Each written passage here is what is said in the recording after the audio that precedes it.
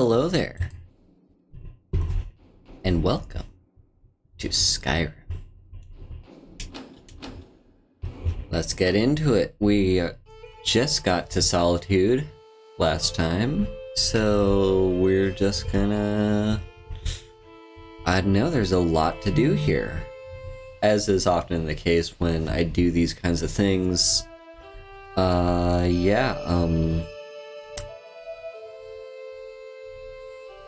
Every time you get to a new place, a new city, there's a lot to do. So we're just gonna vibe with that. There's a whole bunch of stuff in this area. I mean, even just like off of what we have quests for, you know, we've got Gunther, which we are definitely gonna want to go in there. There's the Statue of Meridia quest. And Orphan's Tear. What's Orphan's Tear? I can't remember, but we have a quest to go there. And, oh. Did we ever talk to the Greymane lady? I don't know if we ever did, so I don't think we have quests right around here yet, but, anyway, point being, yeah, there's a lot to do in this area. We're gonna do a lot of exploring. So, and here we are. Yeah, we made it all the way to Solitude from Whiterun last time. Oh, the Khajiit caravan is here. Nice, alright. The wind blows bitter cold in this place. Khajiit are not welcome in the city. I welcome you, friend. How may I serve you? Outside the wall. Isn't there one person with the Khajiit caravan that's like...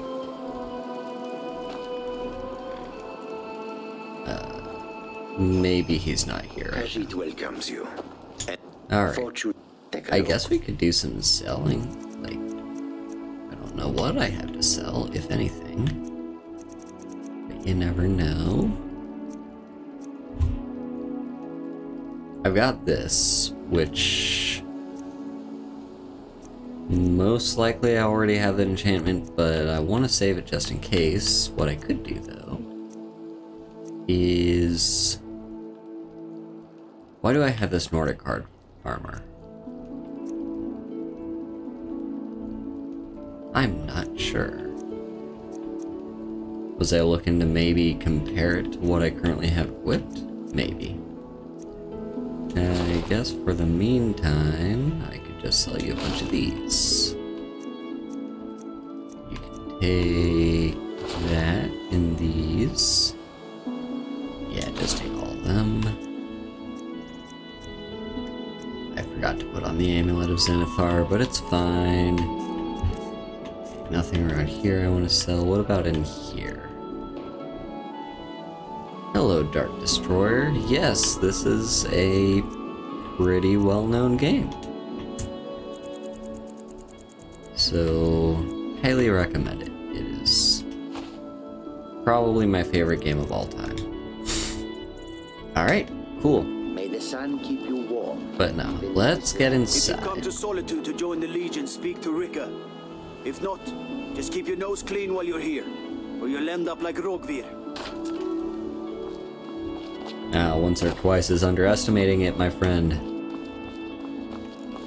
This game got like 5 releases. I am playing as a Khajiit. You can't see my face, but you can see my tail.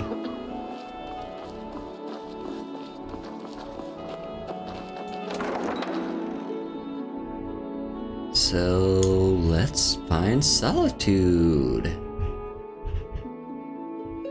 What's going on around here?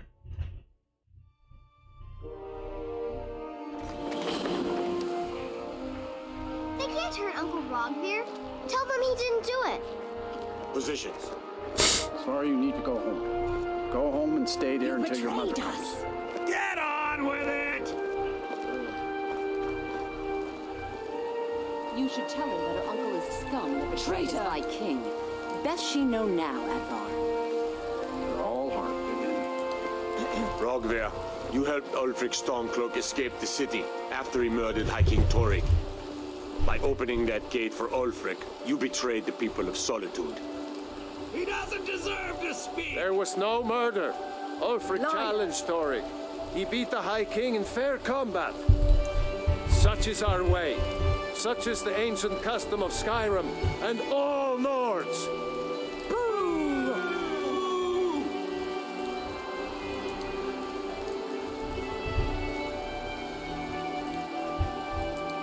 Avert your eyes, kids.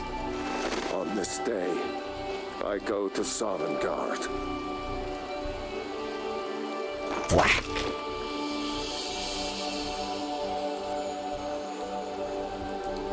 Alright. So this was Roggear. Emphasis on was. And yeah, so we haven't heard the full story yet, but basically he's a guy back when Ulfric came to challenge the High King and killed him. Ulfric needed to escape the city because he just basically committed a very high-profile murder. Murder, trial by combat, it's depends on who you ask, but it was basically a murder. And he had to leave Solitude, and well, the guards wanted to stop him because he just kind of killed their king. But Roggear opened the gate for him. And that was essentially him being an accomplice to this murder, even if it wasn't planned. And yeah. That makes 23. So that...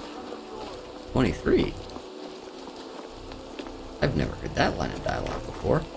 But, that basically sealed his fate. He's... dead. And people liked Roggear. Like, some... Okay, not everyone did, but most people say he was a nice guy, nothing really wrong with him, he was just pretty chill. So, yeah. But, here we are. I am aware of the High King of Skyrim mod. I don't really play with those kinds of mods, just because, like, you're not supposed to be the High King of Skyrim. Like, you're not supposed to be able to become High King. So, I don't want to. It might be fun to do, like, once. Also, you're just kind of... interfering with official Thormore business. You're just kind of vibing here. Also, my favorite city... That's an excellent question. It depends on what you mean by that. Because I have different favorites for different reasons. We've got...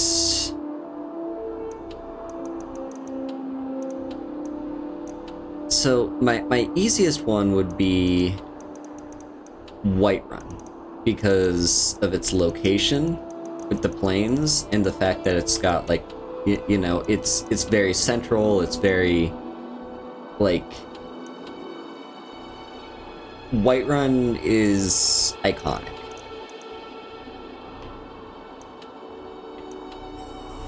Falkreath is kind of nice with, like, the forest. And you got this lake right up here.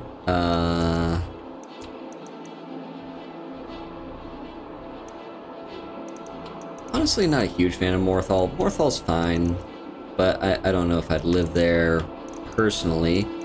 Solitude is really cool, really unique, but maybe not my favorite. I think it's slightly under Whiterun, but as far as, like, being very visually drawing, I do think Solitude is probably the best one, because how often do you see a city that's just on, like, a bridge overlooking a harbor?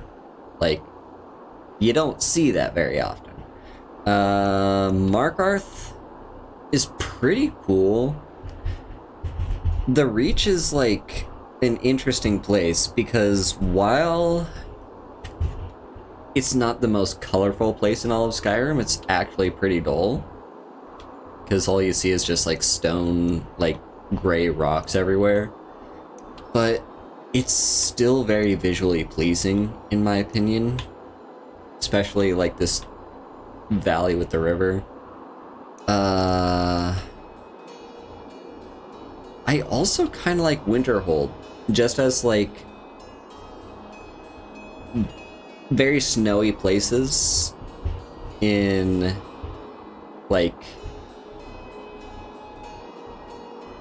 there's just something to be said about like the snow in the Winterhold area that's just kind of like,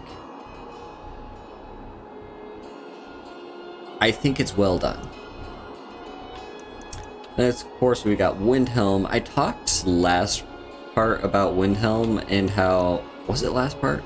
Maybe it was the part before that. But I talked about Windhelm and how it strikes me as the most Nordic city. Like, when you think of Nords and their hardship and how they can just kind of withstand against all odds, against like winter and such, that's what Windhelm is. And then there's Riften, which a lot of people like Riften. I think Riften's pretty cool, but I don't know. I will say, I really like the Rift. The Rift is a nice bit of highland with nice foresty area. So yeah, there's just a lot of good options here. Whiterun might be my favorite city, just slightly. But then as far as like, that's just as far as cities go. But as far as towns go, like any settlement in the game, my favorite would probably be Rorikstead. Just purely based on location, Rorikstead is my favorite because, like, you're not that far from Solitude. You know, Solitude's just kind of a little bit about a day's journey down the road. Same with Whiterun, and you're kind of on this little threshold of my favorite part of all of Skyrim's entire map, visually speaking. Because you got this overlook that can look down this valley on its way over to Solitude. You've got the high plains that roll all their way to Whiterun. And you got the jagged rocky mountains of the Reach. Rorikstead is just the best place ever. I want to live there. So yeah. Anyway. We just got to the city, and that means there's a million quests for us to get. First off, with this guy. Spare some gold for a veteran? I was the finest scout in the Legion once. Tracked down all the places in the wilds that were causing people trouble. Lost my helmet in one of the old caves. My pretty helmet. Life just got worse after that. Kept losing things. So many things. What if I could find it? Oh, you could? I sure would love to have it again. Could show you some of my old scouting tricks. Coolio. Here, have a coin. Oh, thank you. Divines bless your kind heart. Okay, where is this helmet? It would be... Oh, it's not terribly far away.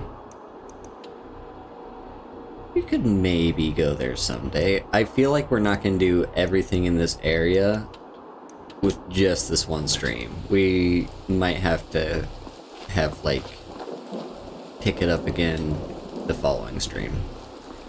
Yeah, and there's the main quest. We don't really want to go in there just yet. However, Radiant Raiment... We got a quest over here.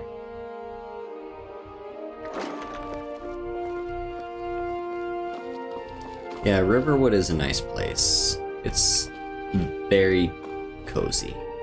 Why, hello. Here to buy? If you have to ask the price, you might be in the wrong store. What? Why don't you like my outfit? Nothing at all. It's very nice. If you want something with a little more style, however, you should see what we have available. You always insult people when you meet them. It's not an insult, just an observation. If I were walking around with a wound, I would want you to tell me to see a doctor. Your outfit is something of an open wound, where attire is concerned. And what about me going to the Blue Palace? You're really going to the Blue Palace? That presents an opportunity. If you are willing to wear one of Radiant Raymond's outfits and speak to the Jarl, I would not only pay you, but let you keep the outfit. Good. Hell yeah. Here's the outfit. Try to get Elisif's opinion on it, and if she likes it, mention it's from Radiant Raymond. Alrighty. There we go. Thank you for your patronage. So, funny thing, I actually like this little quest. It's very quaint. It annoys me that this is like every other miscellaneous quest doesn't have a period, but this one does. It's every other miscellaneous quest is like find Noster's helmet inside Steep Fall Barrow. Speak to Elsif with Tari's outfit on. Period. It's just like, I don't know what it is, but that little thing always bugs me. But no, this is just like a cute little unassuming quest. It's definitely not anything big or massive. It's not like dungeon delving or whatever. It's literally just, hey, we're a store. You're someone who's going to some place that's high up, you know, nobility. So why don't we broker a deal and you wear one of our outfits. Just tell them where you got the outfit from, and then the Jarl will maybe order some of our outfits, and you get to keep it. It's just like nice, cute, unique. I love this quest. Also, General Kenobi. I have no idea why that hello there to redeem isn't working. I really need to fix my sound alerts. They all seem to be bugged. Okay. We've still got a little bit of ways to go before shops close. I can't remember if there's anything in bits and pieces. However, I know there's a quest in here. Actually, I probably should have listened to the dialogue that was happening out there, but whatever. Okay. Let's talk to you. You're a traveler, correct? Have you been to Whiterun? I have. Wonderful. I hadn't really hoped to run into someone who'd been there. My daughter Fura was assigned to Whiterun after she joined the Imperial Army. I was hoping you might have met her. I haven't heard from her lately. I've tried talking to Captain Aldous, but he hasn't been any help. Have a good night, Dark Destroyer. Thank you for stopping by. I haven't met her, but I could try and ask for information. Oh, that's very sweet of you. Anything you can find out from Captain Aldous would be welcome news. Alright, do you sell perfumes? We mostly carry herbs and alchemical ingredients, that sort of thing. Before the war, our stock was mostly used for aromatic use in homes. Yes. These days, we have more people like you coming in, looking for healing and the like. Don't forget me next time you need herbs and potions. This is an interesting... Oh, hang on. First, You were let's talk. there for Rogvir's execution. Nasty bit of business. Perhaps, but necessary. My cousin Fura is somewhere out there in Skyrim right now, fighting Ulfric Stormcloak and his damned insurrectionists. She wouldn't have to be there at all if it weren't for Rogvir. And my aunt wouldn't have to worry about her daughter. Why were they executing him? You really don't know? He lets Ulfric Stormcloak escape Solitude. Ulfric rides in, murders the High King, and Rogvir lets him ride right back out. How do you take your mind off something like that? Most people head over to the Winking Skeever. If you're not interested in music or drink, you can at least talk to Corpulus. He can fill you in on any of the latest gossip. Very nice. Yeah, Solitude is an interesting place, and... People to see and places to go, huh? Later then. It just feels right. Don't want to talk to you. And this little aromatics I'm a shop little busy at the moment. I've got all sorts. kind of is like, it's one of the little things that's easy to miss, but it just kind of like, Bethesda is great at world building. It's the thing that they excel in. Everyone loves shitting on Bethesda and being like, oh, Bethesda is shitty writing and they're the worst, like, they make horrible buggy games. They ignore all the good things. Like, and one thing Bethesda is great at is world building. And, well, what does that mean? Take Skyrim, for instance. Skyrim is this land in the frozen north that was occupied by the Empire for as long as anyone can remember. And then a civil war breaks out because of, you know, the aftermath of the Great War. How does the Civil War affect everyone? Like, some games, you'll have a war that's happening and it's just like, oh, yeah, it's just war. Cool, whatever, no big deal. This game tells you how it affects each and every individual person. Like, we've got this guy right here, Nostra Eagle Eye. He was a scout during the Great War, but he's fallen on some hard times. Like, the Great War's over. He's basically parallel to the real world. He's a retired veteran who can't, like, his glory days are over. He's just, he doesn't even have anywhere to live. He's just living on the streets, out here in the rain with no shelter. And then we've got, of course, Angelina's Aromatics, which normally is an aromatic shop. You know, it's supposed to just be kind of like a luxury for people who can afford to live in solitude, to just have their houses smell nice, because this is a world where showers don't exist. And yeah, like,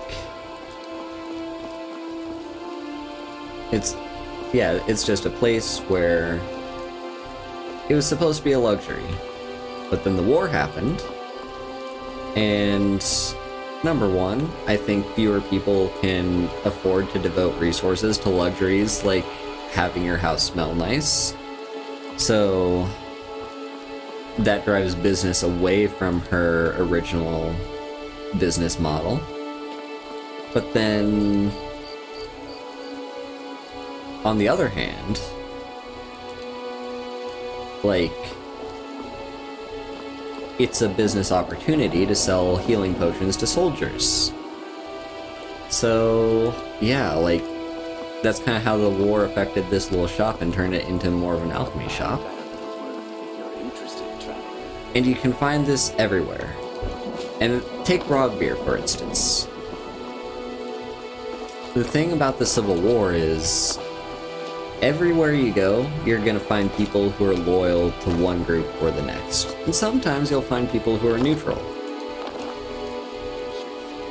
Solitude, being the headquarters for the Legion, is obviously gonna have a lot of Legion loyalists. But not always. Rogvir, for instance, has his loyalties elsewhere, and he will commit those loyalties to his life.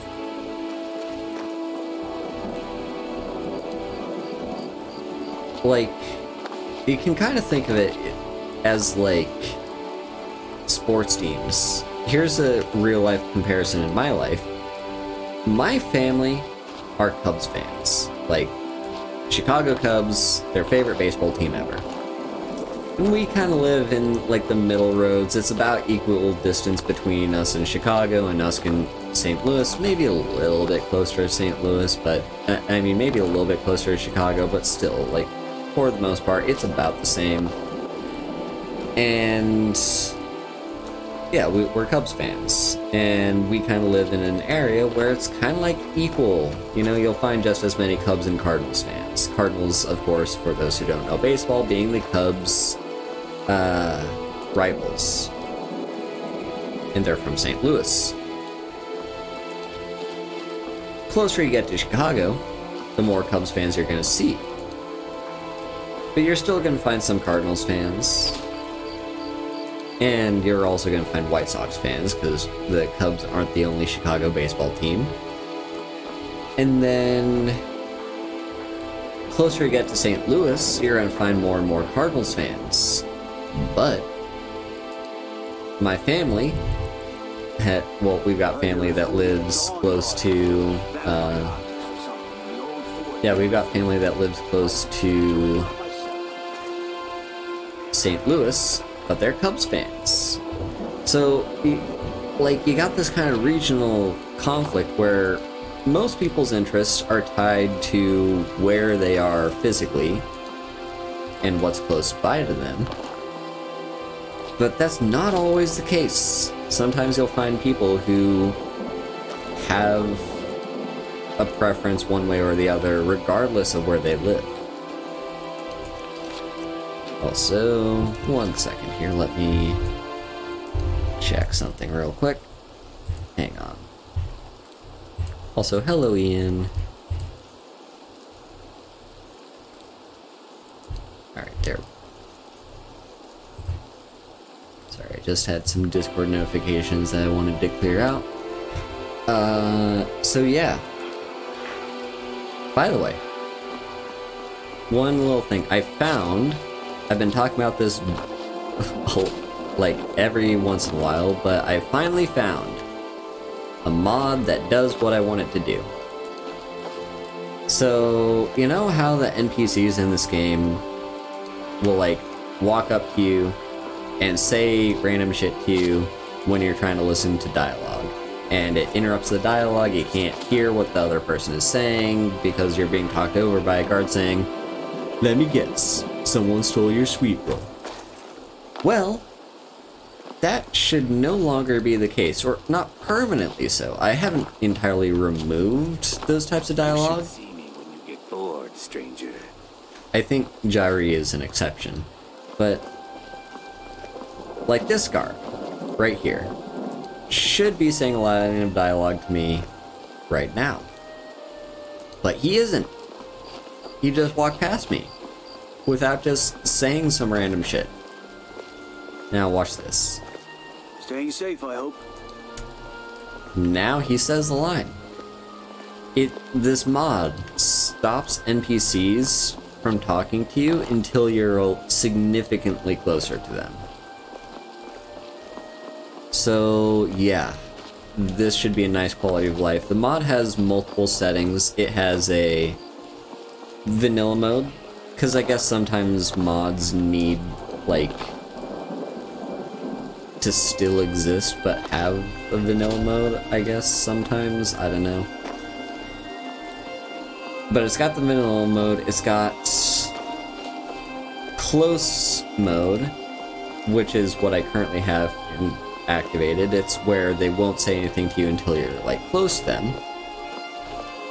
Then there's really close mode, which is they will not talk to you until you bump into them.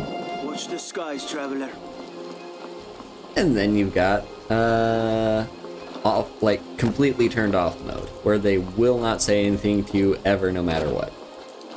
I don't like that last option personally, because I still kind of like to hear the dialogue as it happens. I just want to be more in control of when it happens, and make sure it doesn't happen when I'd rather be listening to something else. The mod in question, by the way, Let me open up my mods list.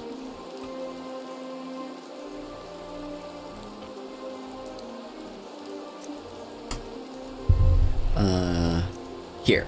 No NPC greetings is also a very tiny mod. Look at how small it is compared to everything else. We got megabytes, kilobytes, bytes. 167 bytes. It's a tiny, minuscule baby mod, but it's huge quality of life improvement. So we're gonna enjoy that. Now, it's nighttime, so most places are gonna be closed. We could stop in the tavern, and we will. But there's a few other places I want to go to.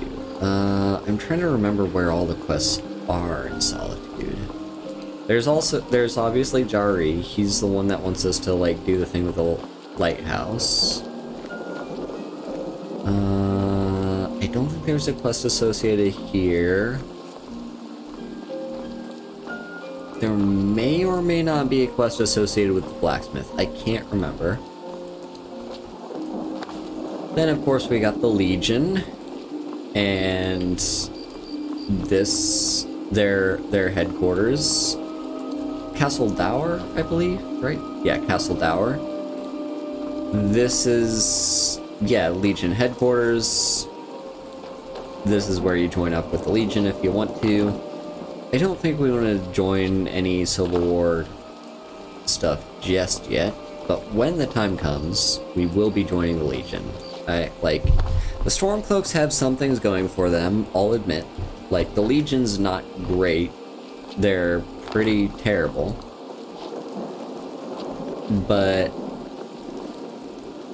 yeah. I still think they're better than the Stormcloaks, at least not in principle. Like, the Stormcloaks are better than the Legion in principle. It's in execution.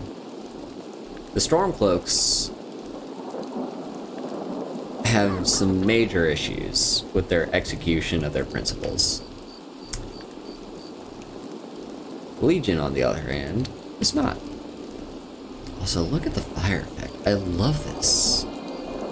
Okay, it's not perfect. It is very much not perfect. But, yeah, look at that. Is that just with the special edition, or is that in the vanilla edition, too? Who knows? Where else are we gonna go? Well, we've got this, I believe. Isn't this the player home? No, wait a minute. This is someone else's home, isn't it? Ah, Vittoria Vici. This is the player home, Proudspire Manor. You are the person I'm gonna want to talk to here very soon. Okay, I think Advar's house also has a quest for me. Like, someone wants Rogvir's Amulet of Talos, I think. I can't remember if there is a quest in the Hall of the Dead or not, but I vaguely recall there might be. Yeah, there's just quite a lot of places to go. I guess for starters, let's talk to you, because we know we're gonna want to do that. You help me. You help people, right? That's what you do. What do you need? My master has abandoned me. Abandoned his people. And nothing I say can change his mind. Now he refuses to even see me. He says I interrupt his vacation. It's been so many years. Won't you please help? How can I find your master? Last I saw him, he was visiting a friend in the Blue Palace. But no one as mundane as a Jarl. No, such people are below him. No, he went into the forbidden wing of the palace to speak with an old friend. Said it had been ages since they had last had tea. Oh, and you'll need the hip bone. It's very important. No entering Pelagius's wing without that. And that begins the Mind of Madness. Why don't you leave your master? Oh, you just don't understand. Without him, I am not free. Without him, I am doomed. All of his empire shall fall into chaos. Why do you need him back? Without his guidance, our homeland is falling apart. North wages war against South. The holy flame flickers and dies. We need his return. Oh, but I'm sure he'll repay you when he comes to his senses. His favor is a powerful, powerful thing, and so very worth any inconveniences. How can I get here, Master? He stays in the Pelagius wing of the Blue Palace. The doors are locked, and only Falk Firebeard can grant entry. But I hear the maids, Una and Erdi, know how to enter it for cleaning. Surely they could help for such an important matter. Who is your master? He is a great man, but one rarely praised. He rules twin empires that span the length and breadth of our minds. All know him, but few can name him. But he has forbidden me from saying his name. He says it distracts him, and woe to those who draw his ire. But you will know him when you see him. He's the one who made me like this. Until next time. Yeah, this is the Mind of Madness. Of course, the person in question is Sheogorath, the Prince of Madness, the Daedric Prince of Insanity. He's a fan favorite. Lots of people love Sheogorath for good reasons. Like, he's a very distinct character. He's not my favorite of the Daedric Princes, though. But he is something special. I'll give him credit to that. So, yeah. We'll talk a little bit about Sheogorath later when we get to doing that quest, which we will be doing very soon. It's a very easy quest, surprisingly easy, and as I was talking to him, I was trying to think, like, is there a single Daedric quest that is easier than Sheogorath's?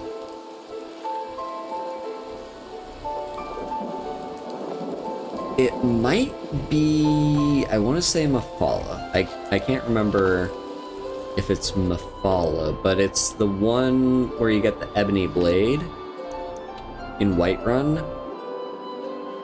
I can't remember what the requirements are for that quest, like what you do to do it, but it's pretty much as simple as, like, you have to, like, talk to the kid, and then you talk to the door, and then the door's like steal a key, and then you unlock the door, and then you get the Ebony Blade. Yeah, this might be the only quest that's easier than the Mind of Madness. Because, yeah, everything else requires you to, like, delve into a dungeon. So, yeah. We're gonna be doing that one soon. Because it's very quick, very easy. We don't really need the Wabbajack, but it'll be nice to have. So, what else? I also want to get... I guess we'll go inside here. Oh, it's locked because it's nighttime.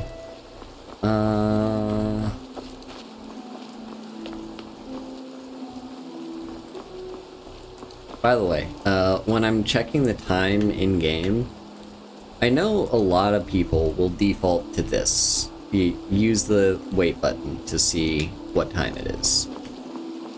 I don't usually do it that way, and the reason is, in this menu, you can see down in the bottom corner is the time, and it's a lot quicker to open that than to stretch my thumb over to the, like, select menu and press the wait button.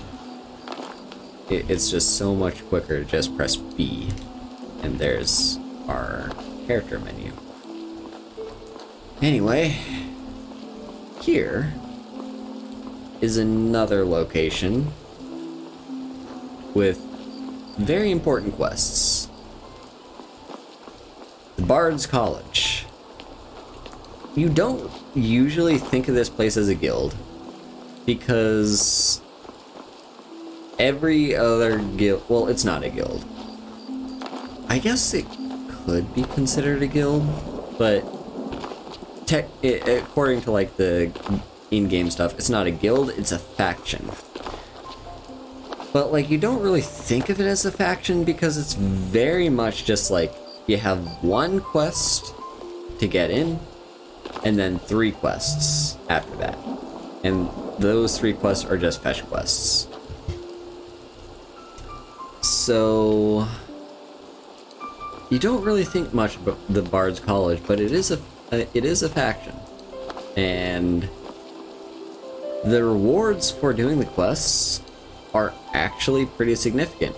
Like, I can't remember if you get any gold for them, but what you do get is 1 level increase for every single one of your skills.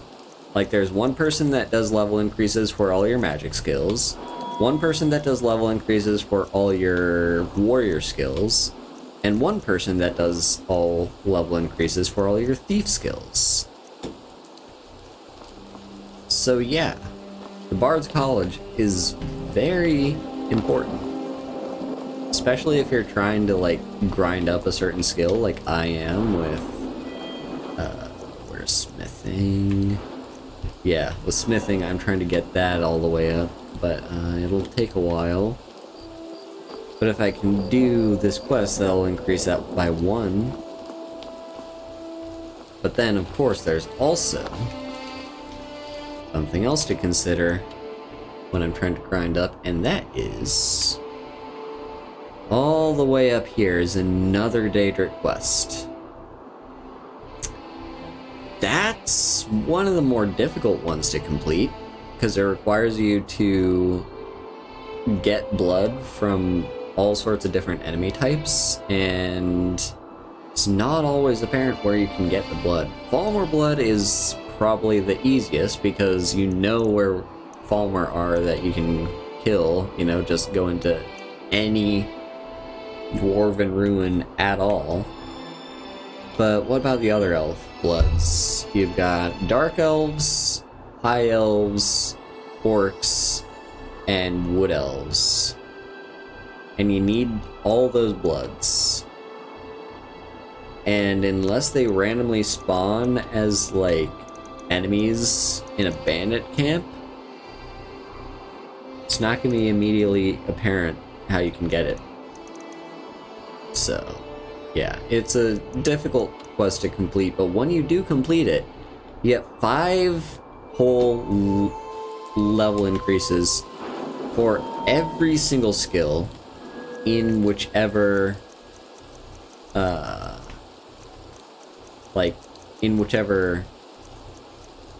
what's the term? Class, I guess you could say. Whichever class you prefer. Like, you take the warrior skills, you get level increases across the board here.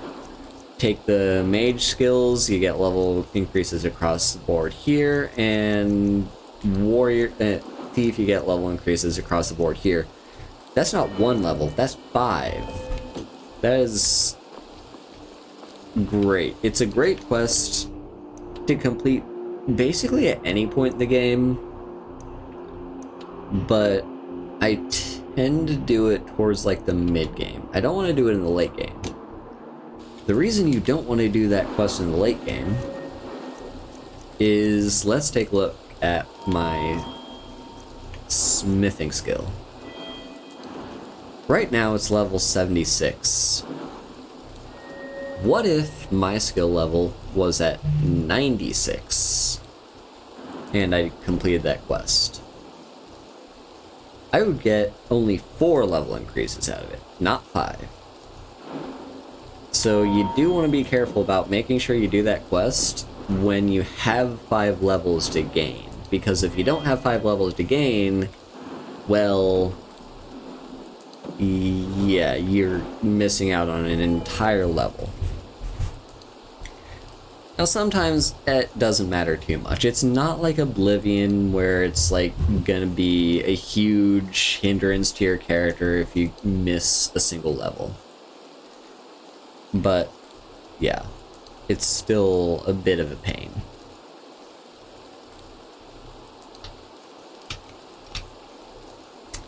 Anyway, enough talking about the Bard's College. Let's go into the Bard's College. Let's just pick up the quest. Who do we talk to get the quest? Welcome to the Bard's I College. guess it's you. I'm the headmaster here. How may I help you? I'm looking to apply here. Always a pleasure to meet a prospective bard. You should be aware that many apply, but we accept very few people. When possible, we ask applicants to perform tasks the college needs completed. In this case, I do have a task befitting an aspiring bard. Oh, do you? What do you need me to do? Elisif has forbidden the burning of King Olaf, a festival put on by the Bard's College. We need to change her mind. To convince her, I want to read King Olaf's verse, a part of the Poetic Edda, the living history of Skyrim. Unfortunately, the verse was lost long ago. And that's where I come in. Yes, according to Giraud, our history's keeper, the portion of the Edda dealing with King Olaf might still exist in Dead Man's Respite. I need you to retrieve the poem. Alright, we have a lot of dungeon delving to do. Sure, what do you know about dragons? Not much, to be honest. Their return was a shock to us all. Sherrod Germain has some tomes about them in the library if you're interested. This guy cannot decide if he wants to pronounce it Giraud or Gerard. Has the war affected your college much? Not much. But as a bard, I find the whole affair depressing. There are no heroes in this war, no winners to be had, and no real conclusion. If you want something a bard can dig into, look to the dragons. 1,000 years from now, Skyrim will have changed rulers dozens of times, but the return of the dragons, that story is once in an era. And he makes a good point, like, wars don't really... Like, they may seem interesting ways of telling stories on the front, but if you really think about it, like, Skyrim's gonna see war pretty much until the end of time. Like, wars just happen, they come and go. But dragons only return once. And that's a story you can tell. Why did Elisif forbid the festival, by the way? As you may be aware, Elisif's husband, High King Torig, was recently killed. Elisif mourns her husband deeply, and she feels that a festival that burns a king in effigy is distasteful.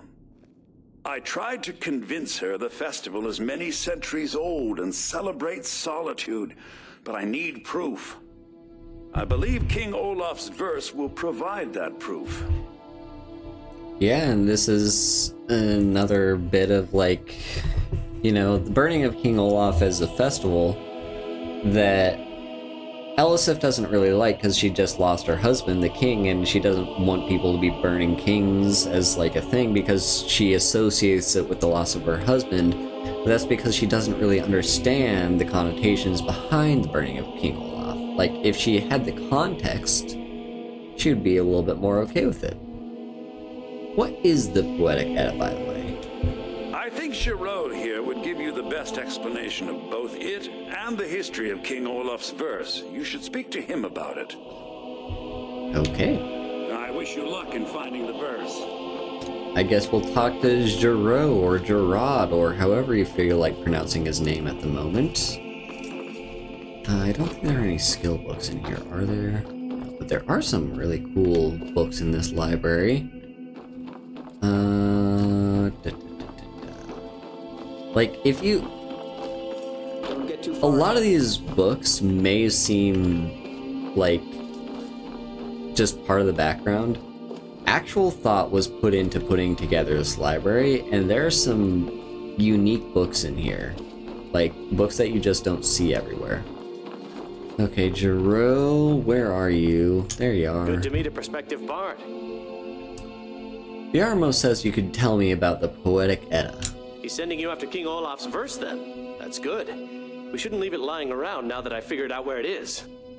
The verse was Svafnir's contribution to the Poetic Edda, the living history of Skyrim. Each bard adds to the Edda in his or her time. So King Olaf's verse is a lost part of the Edda? And a very ancient one. The verse criticized the reigning King Olaf. He was so incensed the bard was put to death and all the copies burned. At least, that's what we thought until I translated some ancient texts a year or so ago. We now believe King Olaf buried the truth with the bard. If I'm right, Svafnir and King Olaf's verse lie in Dead Men's Respite, along with the burial chamber of King Olaf himself. Alright. Be careful.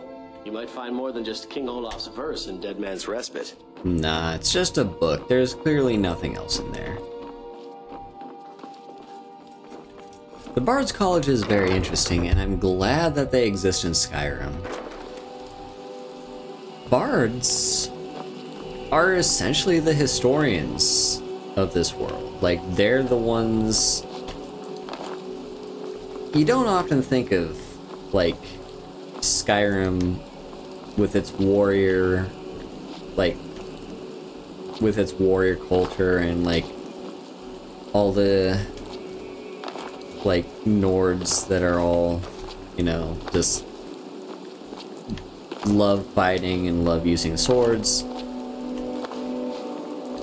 You don't really think of them as very poetic. But they are a poetic warrior society. Like, warrior poets are the ones that experience history and then live to tell about it. And that's what the Bard's College is. It points out that the Bard, like the Nords, aren't just the mindless hunks of whatever. Hello, Alpha. They aren't just the mindless hunks of whatever that just, like, you know, Skyrim belongs to the Nords and pull out their axe and kill you. No, like, Nords have a culture and a history. And their history is very, very important to them. That's the entire reason this war exists in the first place. If Nords didn't care about their history, this war wouldn't be happening, but no. The mortal god that men worship has been outlawed. And this god is a huge part of Nordic culture and history. And outlawing his worship is an insult to Nords as in their entire identity. So that's kind of why this entire war is happening. Also, the Bard College looks very pretty in the night. You know, it looks very nice. But yeah, the Bard College is great. And yeah, you learn about the Poetic Edda, which is essentially, yeah, the living history of Skyrim. Every poet in their day adds on to this Edda because it's a passing down. It's not an oral history, it's a written history.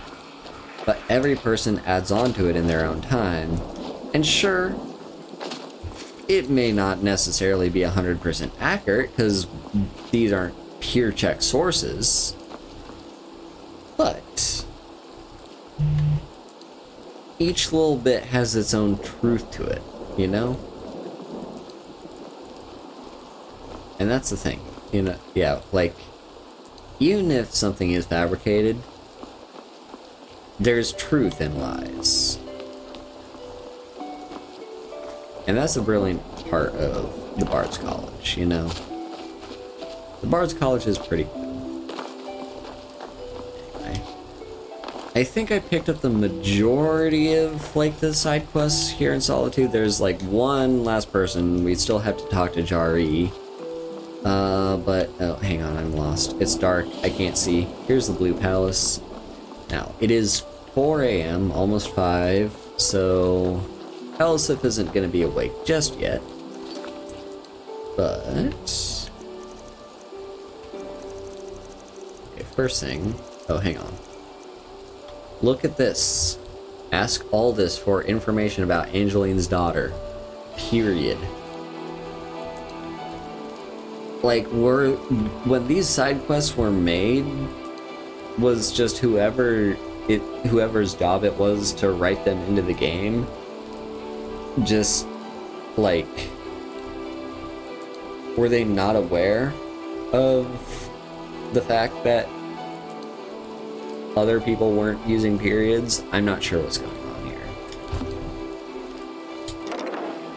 Like, I know I also have issues with this sometimes with consistency, like when I'm writing a tweet, like, do I end the tweet in a period or do I not? Like, it's kind of up in the air.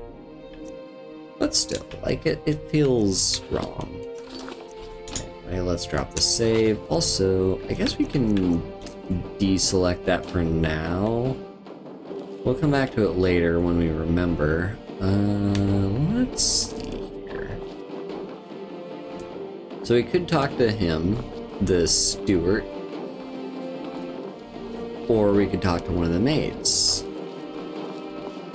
I don't know if I've talked to the steward yet in the past, so let's do that. Please don't interrupt. Oh wait.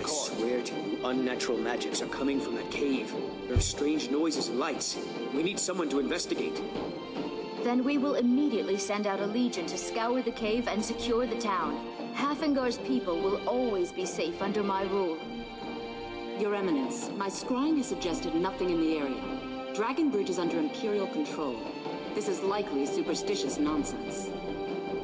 Perhaps a more tempered reaction might be called for? Oh, yes, of course, you were right. Falk, tell Captain Aldous I said to assign a few extra soldiers to Dragonbridge.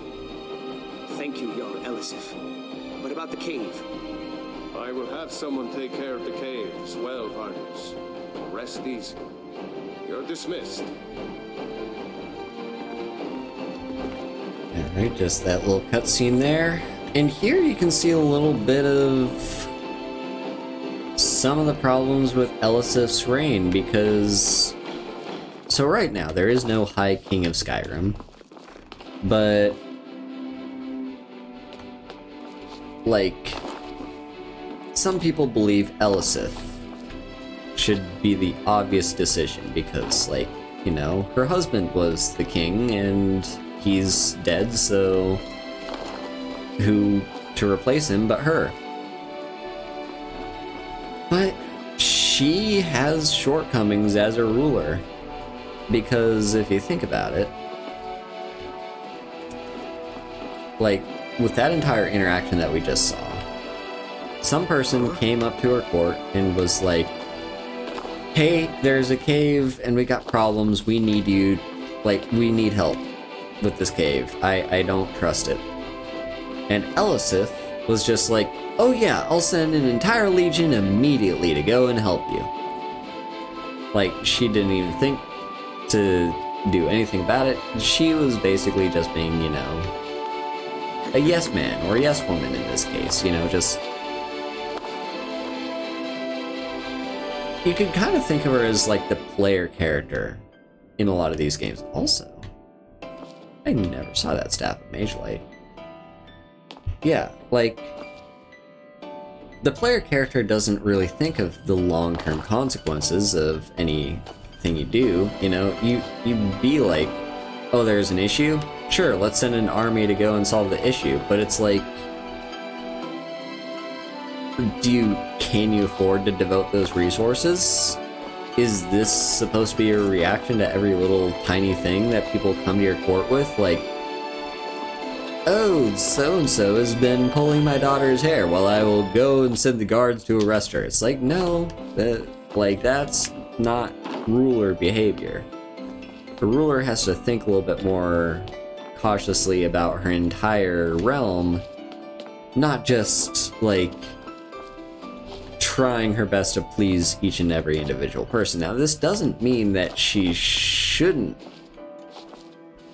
like, try and devote resources to helping out this little problem.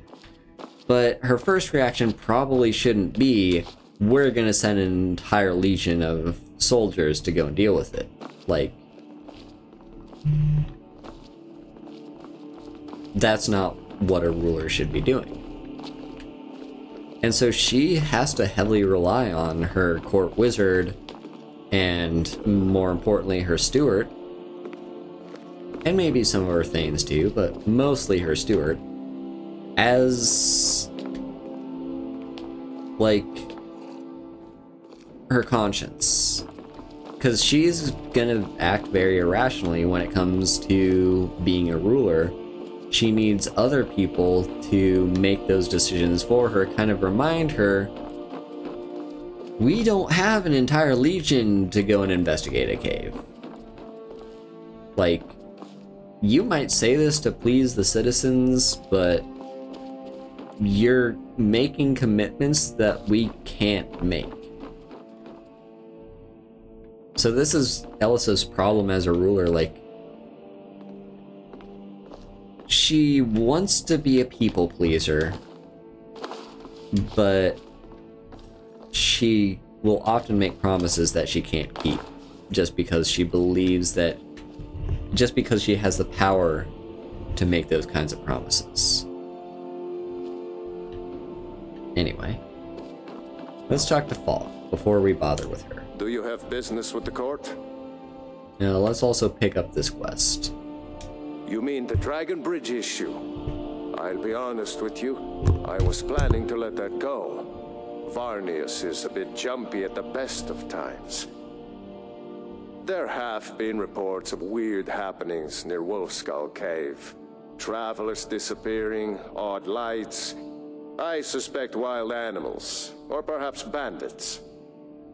I don't think it's worth our time with the war going on. But if you want to clear out the cave, I'll make sure you're repaid for your work. Why is it called Wolfskull Cave? The cave has a bad history. Long ago, Potema the Wolf Queen used it for necromantic rituals. That's where it got the name. That was over 500 years ago. Nothing much down there now. But everyone's always convinced the cave is haunted. Alright, what will happen to Elisif if the Empire wins the war? That remains to be seen. By rights, she has a legitimate claim as High Queen of Skyrim. But we must have the support of the other Jarls for that claim to have any meaning. Should they accept her rule, we will have peace. Yeah, and here's another bit of information. Like, she has a right to the throne.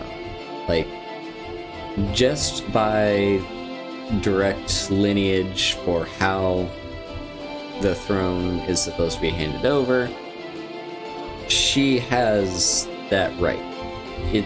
It's not a matter of qualification, it's just a matter of who is she related to and what position is she currently in. So obviously, you know, Elisif has a right to the throne. Of course, you can't have a High King without all the Jarls in Skyrim agreeing that so-and-so is supposed to be the High King. You know, it has to be a unanimous vote. Does it have to be unanimous? I think it has to be unanimous. Feel free to return to me with questions. The Blue Palace. Yeah, it has to be... Uh-oh. I'm sorry, you're gonna have to pick up all that food. Yeah, like... But they have to have a vote. And... when that... Like, right now... Not enough Jarls support Elisif being High King or High Queen. And some of them are like, you know, it's because she supports the Legion. Some of them are like, well, she's incompetent. But what we need are, in order for her to be crowned High Queen. So, like, the reason she needs to be crowned High Queen isn't because of her qualifications or her capabilities as a leader. It is simply as a point of status. The fact that she's Jarl of Solitude, and Solitude is the headquarters of the Legion needs a symbol of strength to unify Skyrim and draw loyalty to the Legion. That's where Elisif comes in. It could be any Jarl that has some claim to the throne. It doesn't have to be Elisif. So why does the Legion want her to be the High King? High Queen? Well, like, yeah, like, why are the only two options Elisif and Ulfric? Like, are there no other qualified Jarls that could also be the next High King or Queen?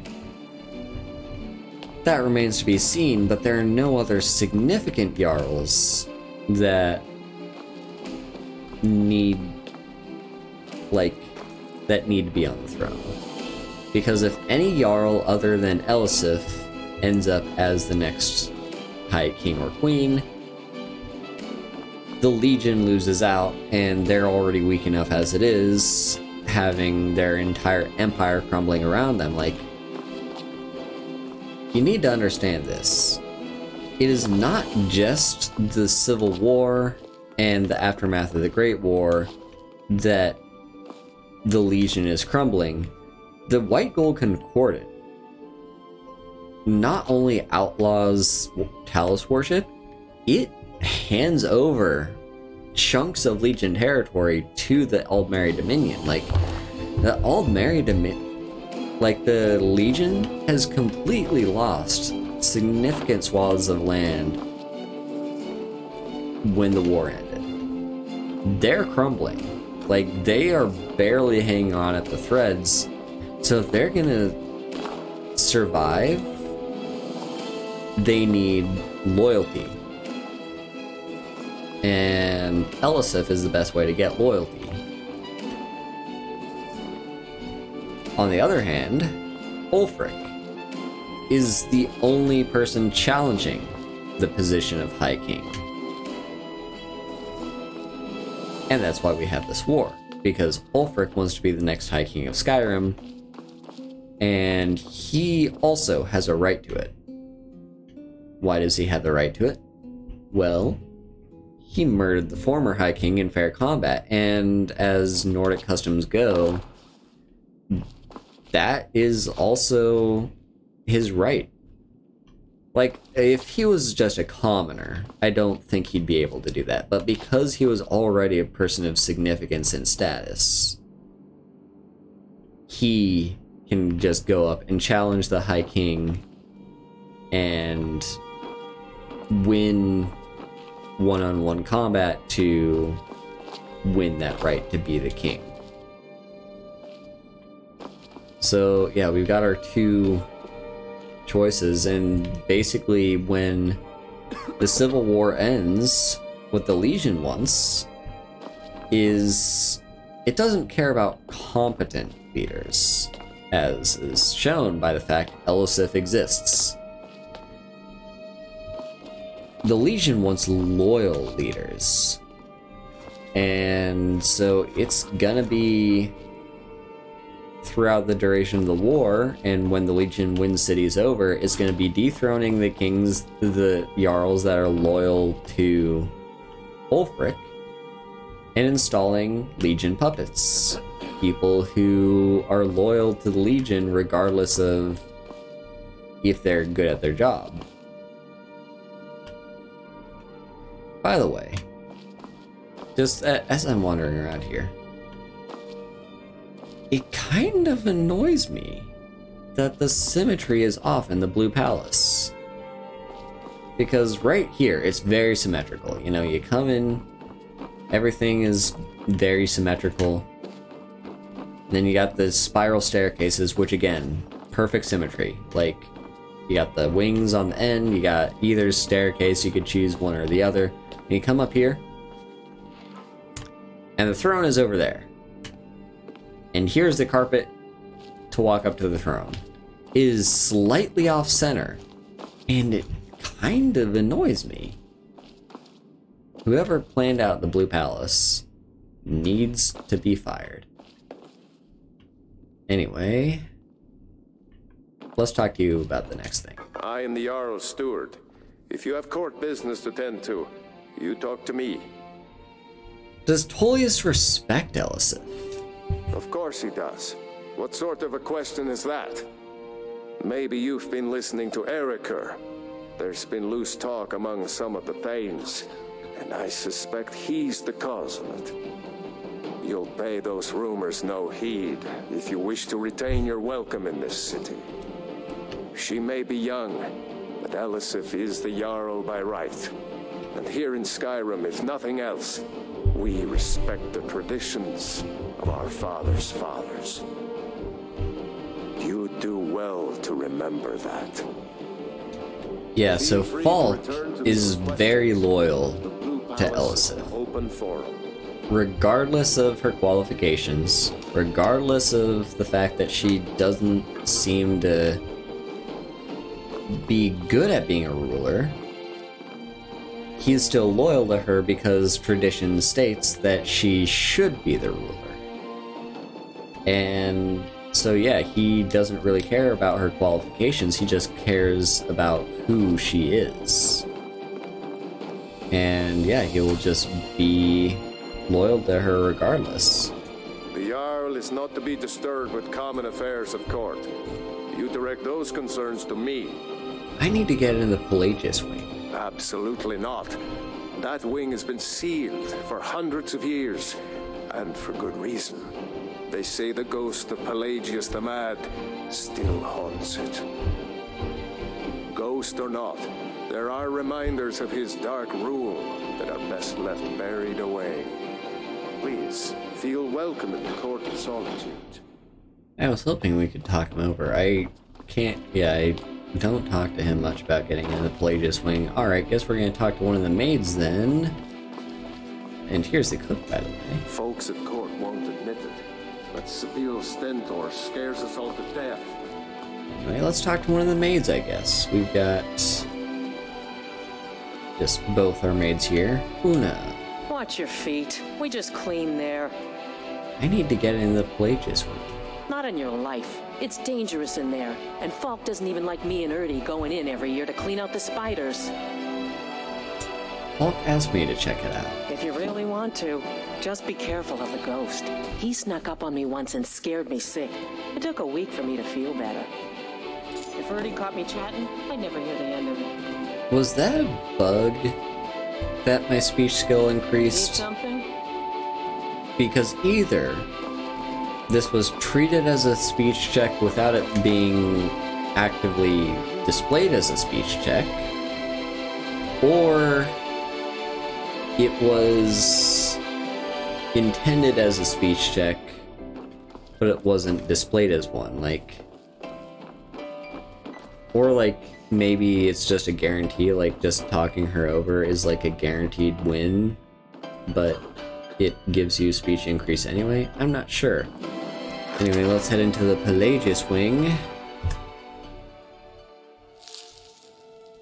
And what do we have here? So, it's very dark. Let's get some candlelight going. Hang on.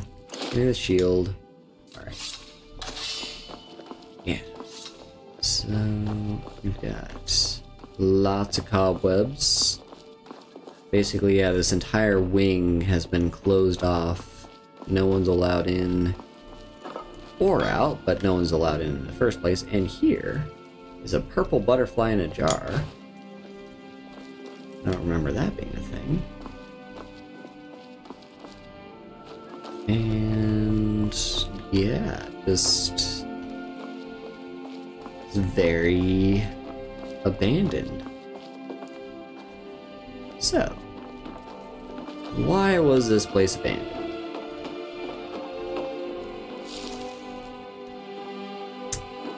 Well, maybe we'll find out soon. What's around here?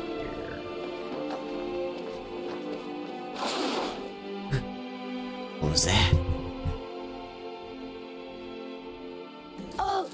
Marty! Pelly, my dear. Oh, I couldn't. Goes right through me. Besides, I have so many things to do.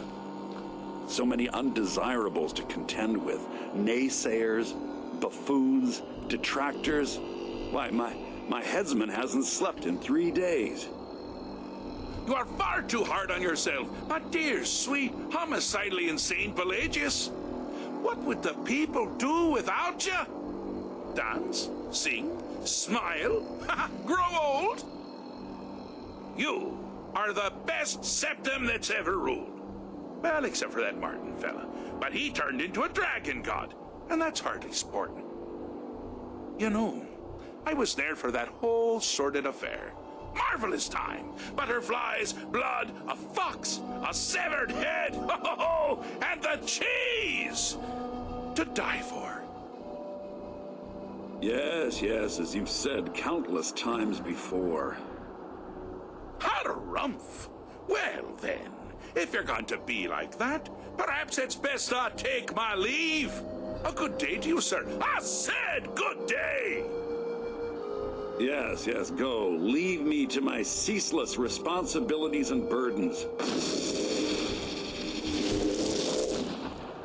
Well, that was Pelagius, former High King of Skyrim. He has some history. We're going to be learning about that history here. First, go take a little break. So I'll be right back. We're going to run a quick ad, and yeah, I'll be back.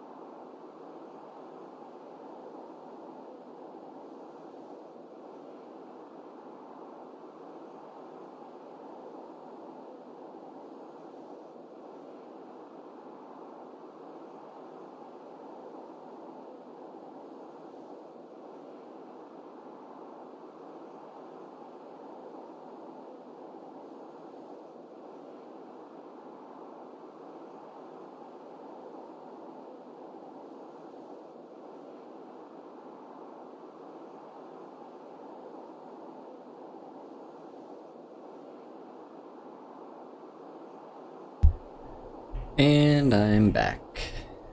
Alright. Let's get back over to the game. So, Sheogorath, the Prince of Madness. What do you have to say for yourself? How rude! Can't be bothered to host an old friend for a decade or two. I'm here to deliver a message. Really? Oh, what kind of message? A song? A summons! Wait, I know! A death threat written on the back of an Argonian concubine. Ah, those are my favorites. Well, spit it out, mortal. I haven't got an eternity. Actually, I do. Little joke. But seriously, what's the message? I was asked to retrieve you from your vacation. Were you now? By whom? Wait! Don't tell me. I want to guess. Was it Molag? No. Little Tim, the Toymaker's son, huh? Huh? The ghost of King Lysandes? Or was it one? Yes! Stanley, the talking grapefruit from Passwall! I'm wrong on all accounts, aren't I? Ha! No matter! Honestly, I don't want to know. Why ruin the surprise? But more to the point, do you, tiny, puny, expendable little mortal, actually think you can convince me to leave? Because that's crazy! You do realize who you're dealing with here. You're a madman. Jolly good guess. But only half right. I'm a mad god. The mad god, actually. It's a family title. Gets passed down from me to myself every few thousand years. Now you can call me Anne-Marie. But only if you're partial to being flayed alive and having an angry immortal skip rope with your entrails. If not, then call me Sheogorath, Daedric, Prince of Madness. Charmed. So does that mean you'll leave, or not? Now that's the real question, isn't it? Because honestly, how much time off could a demented Daedra really need? So, here's what I'm going to do. I'm going to leave. That's right, I'm done. Holiday complete. Time to return to the humdrum day-to-day. On one condition. You have to find the way out first. Well, good luck with that. Okay, what's the catch? Ha! I do love it when the mortals know they're being manipulated. Makes things infinitely more interesting. Care to take a look around? This is not, I dare say, the Solitude Botanical Gardens. Have you any idea where you are? Where you truly are? Welcome to the deceptively verdant mind of the Emperor Pelagius III. That's right! You're in the head of a dead, homicidally insane monarch! Now, I know what you're thinking. Can I still rely on my swords and spells and sneaking and all that nonsense? Sure. Or you could use the Wabbajack! Huh? Didn't see that coming, did you? Alright. Well, we cannot open our menu anymore. So we're forced to equip the Wabbajack. So,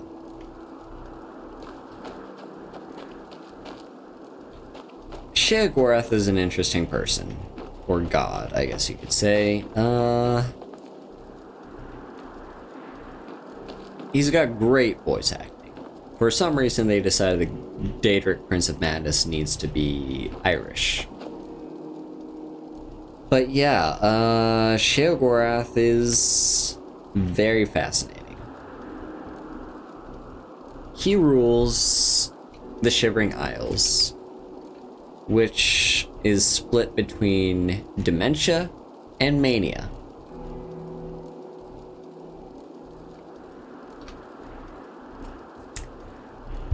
And every few thousand years, at the end of every era, I should say, he is forced to become Jiggalag, the Daedric Prince of Order.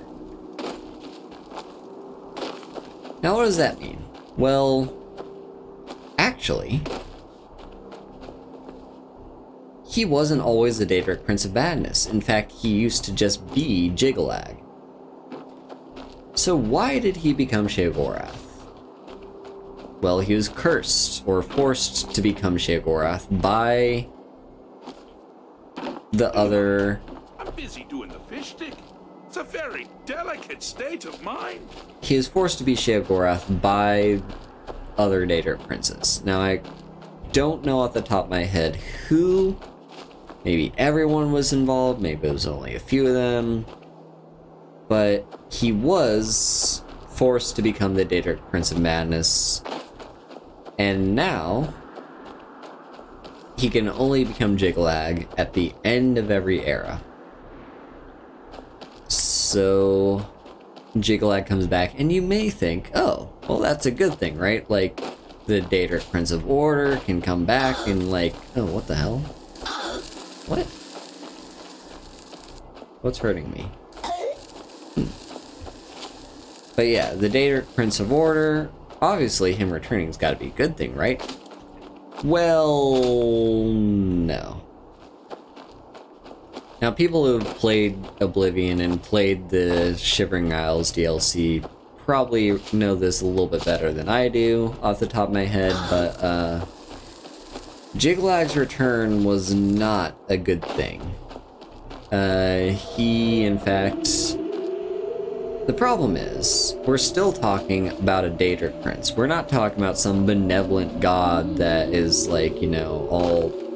like, he's a good person. No, we're talking about a Daedric god. Like, not just someone who's pro-order. No, we're talking about someone who despises anything that isn't order. We're not just talking about, like, you know, someone who was given a job to keep order and is now, like, you know, tries his best to keep order, but he's fine letting things, like, you know, slip through the cracks because he's just a person who's doing it for a job. No, this is more like, this is more like someone who is tasked with... Well, it's not even just tasked with, it's just his essence. Is he has to retain order, and he has to make everything orderly and return back to being orderly. That's not a good thing. But he was also one of the most powerful Daedric princes, and that is why Jiggallag was forced to become Sheogorath. So just a little bit of backstory there. This guy has a lot more going on to him than you ever find out through this game. Now this is a sad path. Pelagius hated and feared many things. Assassins, wild dogs, the undead, pumpernickel. But the deepest, keenest hatred was for himself. Alright. So yeah. The attacks he makes on himself can be seen here fully. They're always carried out on the weakest part of his fragile self. But self-loathing enhances Pelagius's anger. But his confidence will shrink with every hit. You must bring the two into balance. You're out of your league. So yeah, this is Pelagius's mind. And Pelagius has a lot of issues. He's got his confidence here, but his anger outpowers his confidence. We have to use the lava jack to bring it back. Now, I will say, this is one of the 3 missions in this little quest that is probably the hardest one to do, and I can't remember exactly what you're supposed to do, but you can generally just get him back. You seem to be having a small problem. Perhaps it's a big problem. Just kind of like spam until it eventually works. There we go. Is finally ready to love himself. Best you can do. So yeah, there we go. Okay, yeah, it's still like the hardest one, but in this case I seem to work it out. Basically, yeah, you have to get the confidence bigger by hitting it, and you have to get anger smaller by hitting it. Every time he takes damage, though, he gets smaller, and yada yada. Anyway, so there's that. That was a very easy one.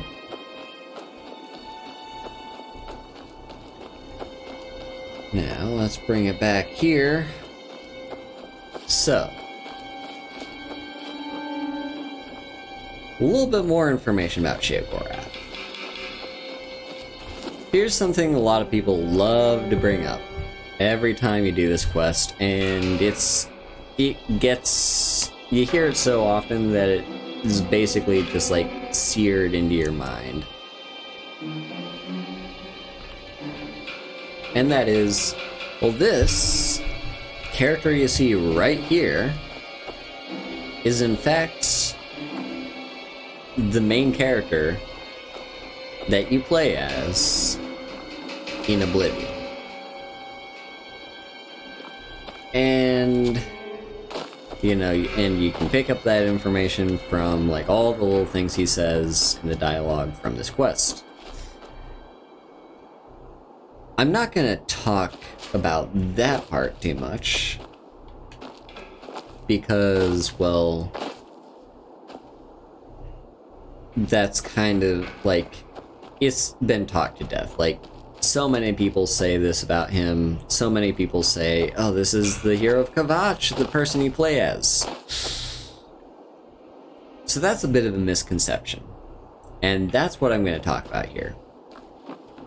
He is no longer the hero of Kvatch. Or rather, like, it's complicated. See, in the Elder Scrolls universe, there's this thing called mantling. What mantling is, and what it means, is basically someone pretends to be someone else to such a degree for so long, and they commit to this act for so much that the universe ceases to see a difference between the two of them. You're essentially confusing the universe into just believing that you're the same, and therefore it acts accordingly. So this isn't just like, oh, this is the hero of Kvatch impersonating Sheogorath. No, this is Sheogorath. 100%, this is the Daedric Prince of Madness.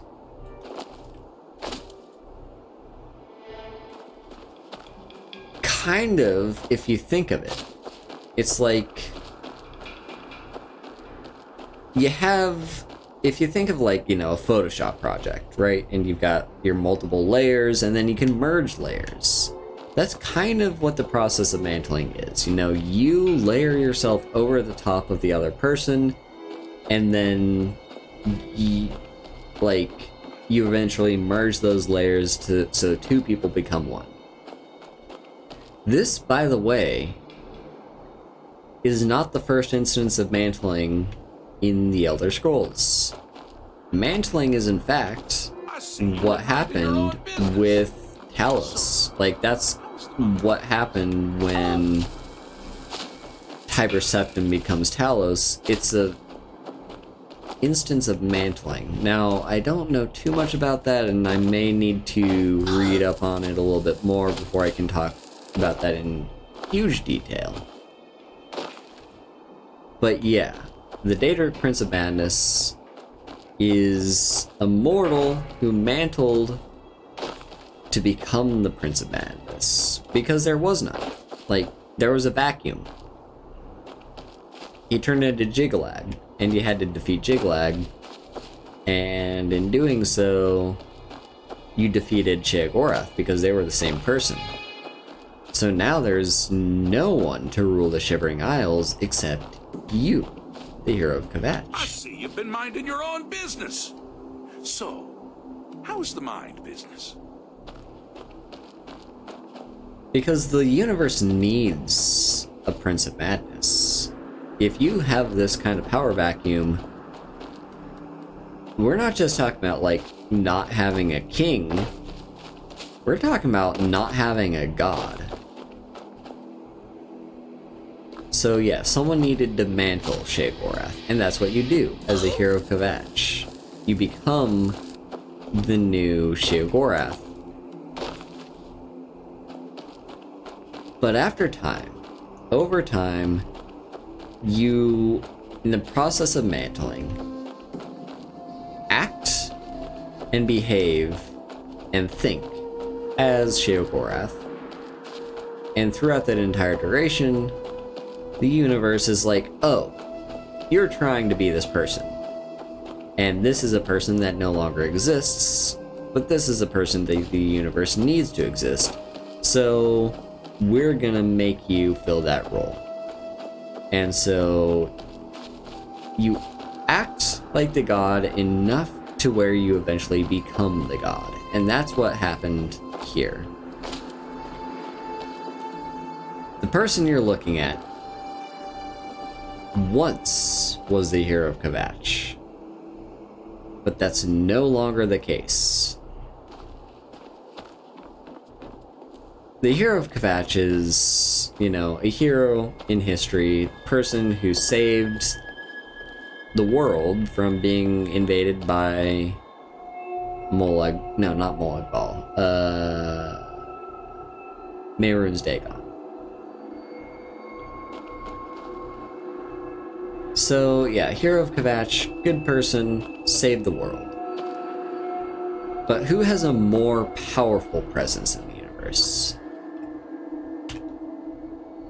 Not the mortal, but the immortal. So yeah, the hero of Kvatch mantles, and the more powerful of two personalities is what takes over. So I'm gonna say this. Technically, people who say that this is the hero of Kvatch right here, they're not wrong on a technical basis. Like, historically speaking, this used to be the hero of Kvatch. But on an astronomical level, they are very incorrect when they say that. We're looking at Sheogorath, the Daedric Prince of Madness. This isn't your friend. This isn't the person who used to, like, this isn't the person that you played with in that other game. We're looking at a god here. Through and through, this is a god. Anyway. You've headed down the path of dreams. Unfortunately for you, Pelagius suffered night terrors from a young age. Right, this is the All you need to easier do is one. find something to wake our poor Pelagius up. You'll find his terrors easy to repel, but persistent. So yeah, Pelagius has nightmares. And we have to solve his nightmares. So we have to try and wake him up from it. Then what do we get? Oh, we get a wolf. But the wolf turns into a goat. Yeah, the enemies are sometimes hard to hit, and the enemies are going to try to attack him. Picked a bad time to And you get a bandit. Let me transform the bandit into his younger self. And one more time. And that was Spawn and Hag Raven. I thought it was an Atronach. And we've got a sultry mate. Alright, this should be the one to wake you up. Nope, there's an Atronach. What happened to you? Did you get transformed into something? I could be wrong.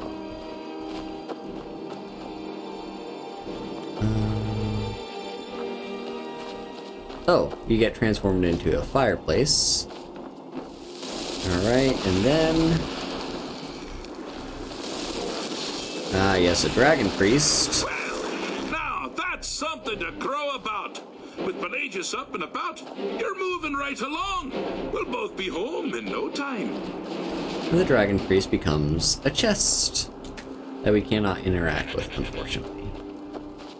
So yeah, we've successfully woken up Pelagius from his nightmares. And we're gonna have one last little bit of lore talk before we do the last bit. But yeah, this one is fairly easy. You just have to hit your targets, and when the more powerful targets do spawn in, you just have to not die. Which can be difficult because you can't heal. Like, you cannot open the character menu. So, back out here, let's talk about one last thing.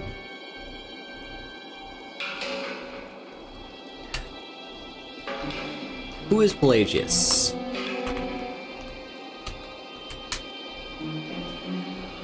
This is just me talking out of my ass, because I didn't do any research into Pelagius at all recently. I'm very rusty on who he is, what his significance is, all that kind of stuff. But I can tell you one thing,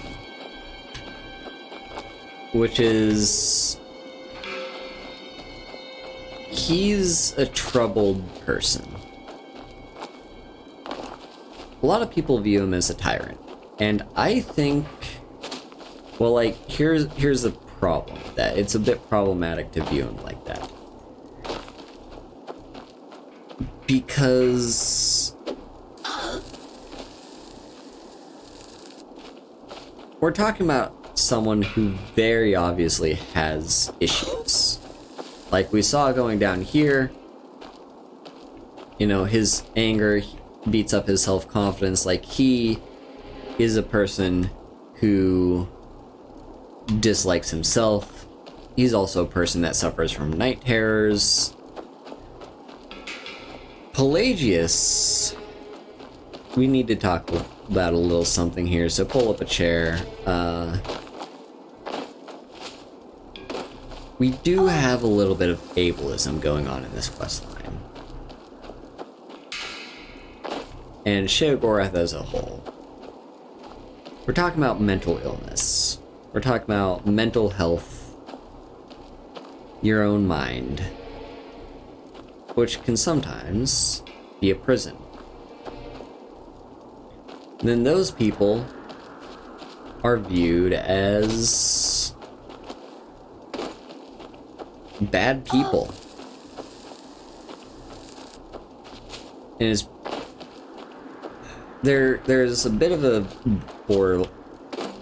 a line to tread here. So on one hand, a person can have mental issues and be a bad person, and you can very obviously call them a bad person.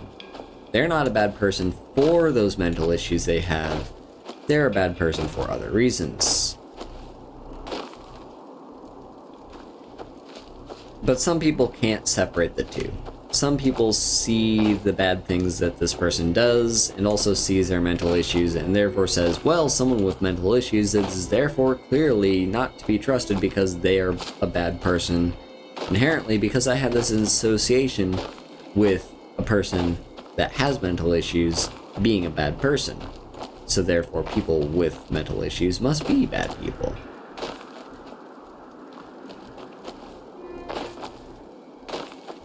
Pelagius wasn't a good ruler. I will say that, like, we shouldn't just let him be...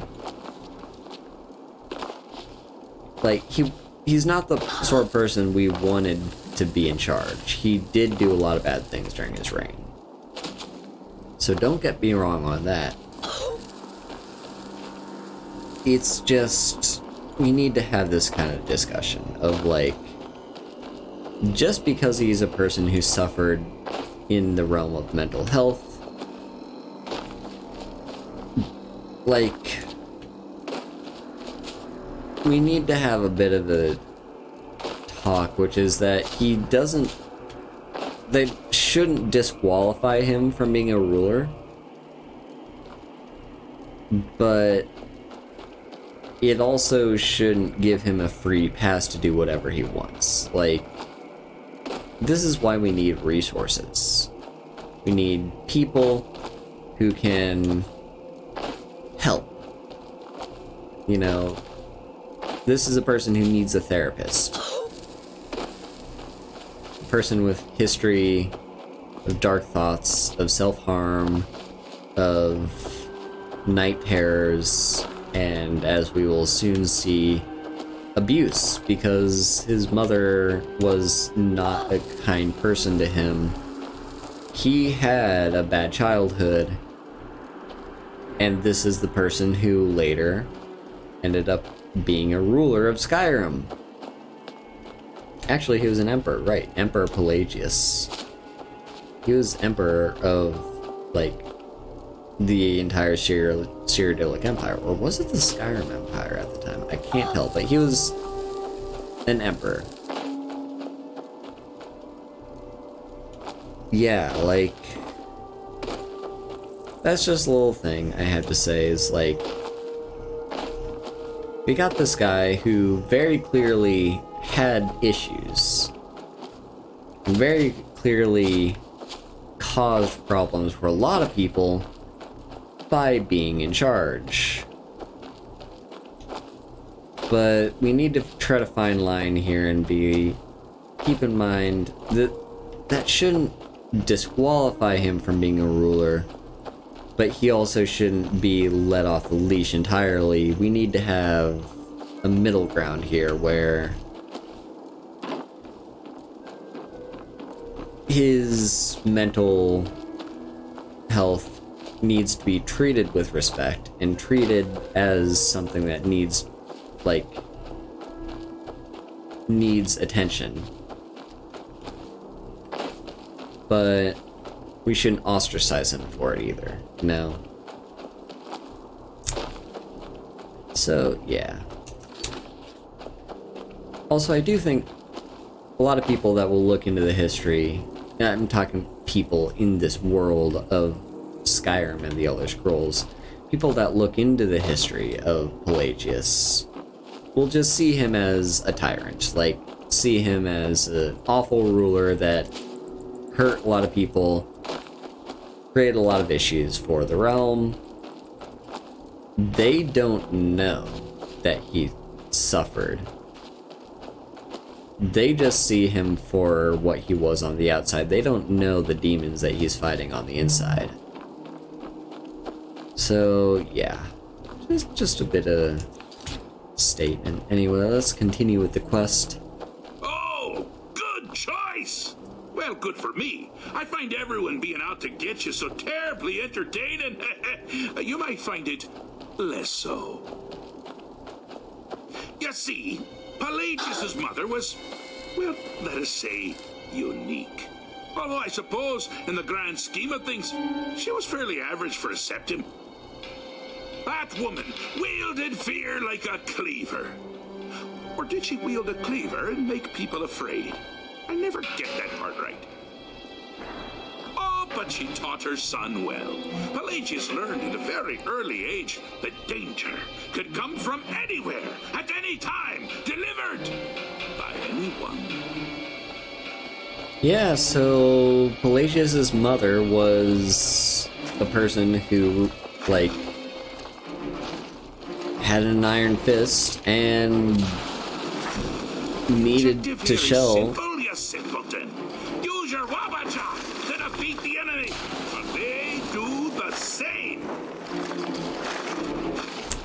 Yeah, so Pelagius, as a person, suffered abuse from his mother because his mom was like, you need to show people that fear is a powerful weapon, and I'm gonna show you through experimentation. Or, like, yeah, not experimentation, through experience. And yeah, this was one of the big issues that led him to become the person that he was. You need to have a nurturing environment to become a kind and caring person, and that's not what he got. Your creature doesn't appear to be faring any better than before. I think your aim's off. Yeah, so this little mission here is difficult to figure out on your own. You know, the game seems to be telling you, hey, you need to be pointing at these things and make one of them win. But nothing changes. Uh-oh. What you need to do, and this is actually the easiest of these missions once you do know what you're supposed to do, what you need to be doing is not hitting these. Instead, what you need to be doing is hitting his mom. All the way over there. Now, it's not immediately obvious which of them is his mom. It's not the one standing there in the center, I don't think. I believe it is you? Yes. I thought you'd never figure it out. With the threat gone, Pelagius is under the delusion that he's safe, which means you've helped him out, sort of. And we're that much closer to home. Yeah. Like, this is the easiest one once you know what you're supposed to be doing. But the game doesn't make it immediately obvious. You kind of have to think outside the box. He kind of gently nudges you when he says, oh, your aim must be off. It's because you're not supposed to be aiming at these things. You're supposed to be aiming over there. Anyway. Let's head over here.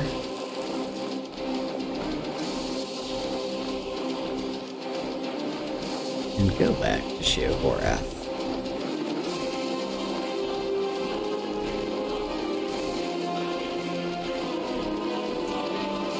I have a saying. I'm not going to feel what you have to like. Or something like that. But who are you talking to, by the way? Pelagius the Third. Now, surely even you know about Pelagius's decree. His deathbed, and this was inspired. He forbade death. That's right, death outlawed. So where are we? Inside the mind of Pelagius, silly. Oh, is it your first time? I've done it. I've fixed his mind. Fixed is such a subjective term. I think treated is far more appropriate, don't you? Like one does to a rash or an arrow in the face.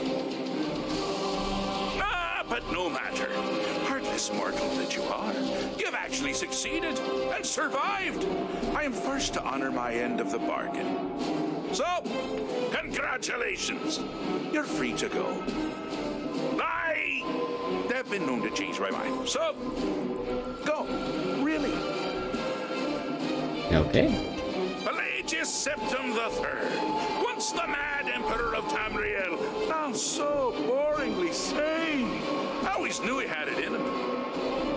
Well, I suppose it's back to the Shivering Isles. The trouble Haskell can get into while I'm gone simply boggles the mind. Let's make sure I'm not forgetting anything. Clothes, check. Beard, check. Luggage. Luggage. Now, where did I leave my luggage? Master, you've taken me back. Does this mean we're going home? Oh, happy times. I can't wait to. Yes, that's quite enough celebration. Let's sing, shall we? as for you, a little mortal minion, feel free to keep the Wabbajack as a symbol of my... just take the damn thing. You take care of yourself now. And if you ever find yourself up in New Sheo, do look me up. We can share a strawberry tart. Ta-ta! And there we have it. One of the easiest quest lines. One of the easiest data quest lines, I should say, in the entire game. And we get the Wabbajack for our trouble.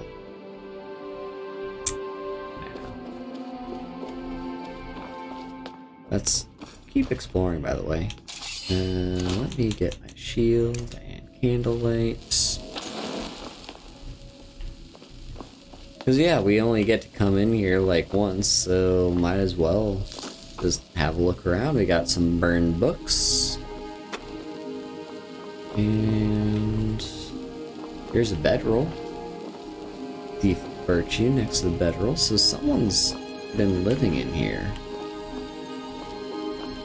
You can tell by the lit candles and the bedroll and the book, like, this isn't untouched. Surfeit of Thieves lock picking up, nice. Glad we came looking here. There's another burned book. Don't get too far ahead. So, yeah. Is that it? I think that's it. Let's head back up over here. And find our way out.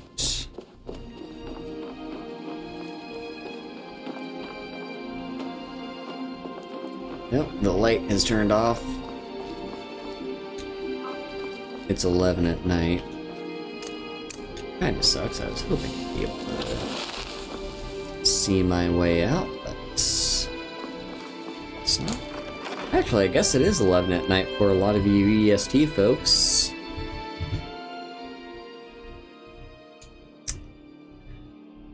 Yeah, I was hoping I'd be able to talk to what's-her-face, Elisith, wearing the garment, because, by the way, check this out. Yeah, we get to keep the party clothes too. It's not just that one thing. So, anyway, what we are gonna do though. Sure, let's throw on our adventure pack again. Yeah, remember to re-equip everything, by the way. So we want you. And you. Here's all our armor, but let's throw on the Radiant Raiment Fine Clothes. Yeah, well, this way when we talk to Elisith, we look like a proper adventurer. Like, we're not full up on armor, we are wearing the thing that the Radiant Raiment people want us to wear, but it's... yeah, it looks a little bit better. Anyway, Elisith is probably in bed. Please address all questions to the steward, Folk Firebeard. Keep that magic away Yeah, from me. you got nothing to say. What about you, though? Sybil. Now look at her. Do you have business with the court? Be Feel free quick. to I have return little to me with patience for questions. mundane concerns. The Blue Palace is an open forum. She is very clearly a vampire. I have so very many ways to deal with people.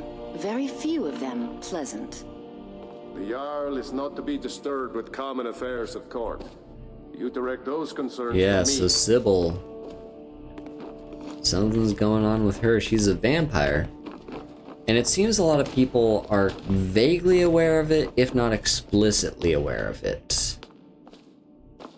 But she's also not a bad person. Like, she's an example of vampires are a bit over... well, they're a bit misrepresented. You know, they're viewed as being, like, evil creatures of the night that, like, engage in necromancy and they're bad things. That's all propaganda. No. She's a perfectly functional member of society. She she does good things for people, she cares about good things. She just happens to be a vampire. And of course, she's got her hungers. You know, she might sneak into the prison every once in a while and do bad things. She's not perfect, but she's not evil either. Just a bit misunderstood. Let's talk to you. You're trying my patience.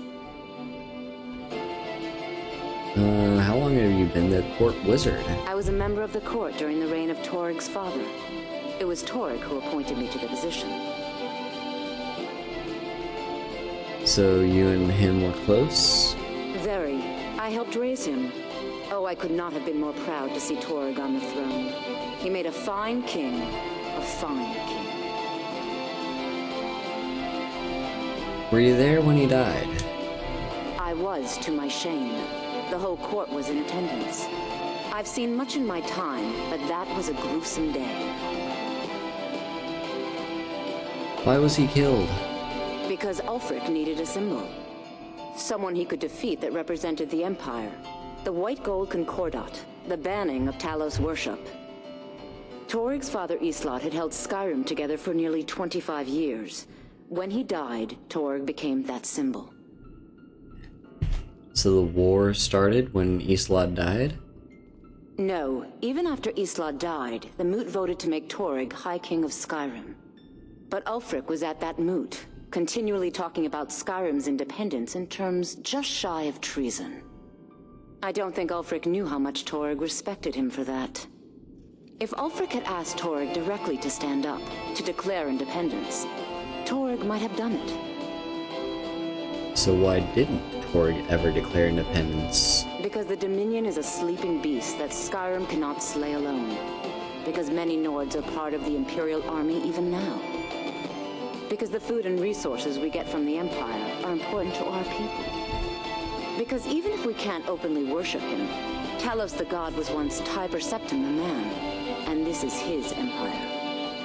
And Torig wasn't ready to let it fall apart.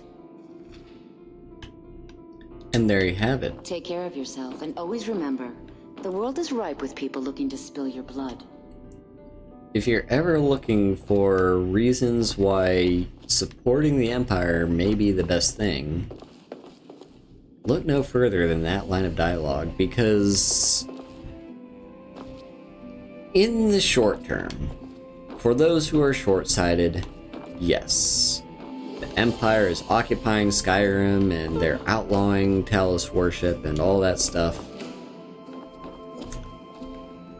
And, like, obviously the Empire doesn't want to outlaw Talos worship, but they kind of have no choice. And, yeah, you know, but Nords are dissatisfied with that, and they have anger that they want to direct somewhere, so where they direct it? Well, they direct it to the most immediate thing that seems to be the source of their issues, which is the Empire. They're not wholly incorrect, like the Empire does kind of rule where they may or may not should be able to rule. But look at Torig, a High King who had a place of rule, and, you know, people were all like, yeah, Torig is...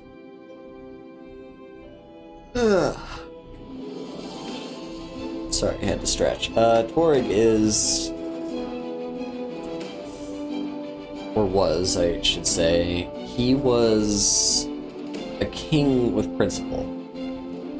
Like, he did have loyalty to the Empire, and that's why Skyrim is still a part of the Empire. Be quick. I have little patience But- for mundane concerns. Yeah, like, the thing is, with Torig, he was like... he had a lot of respect for Ulfric, and even though Ulfric was very clearly anti-Empire, and maybe the king supporting someone who was anti-Empire may not be the best thing, but like Sybil said, he wasn't fully blind to the Empire either. Like, he knew the Empire had issues, and if Ulfric, the person who he greatly respected, wanted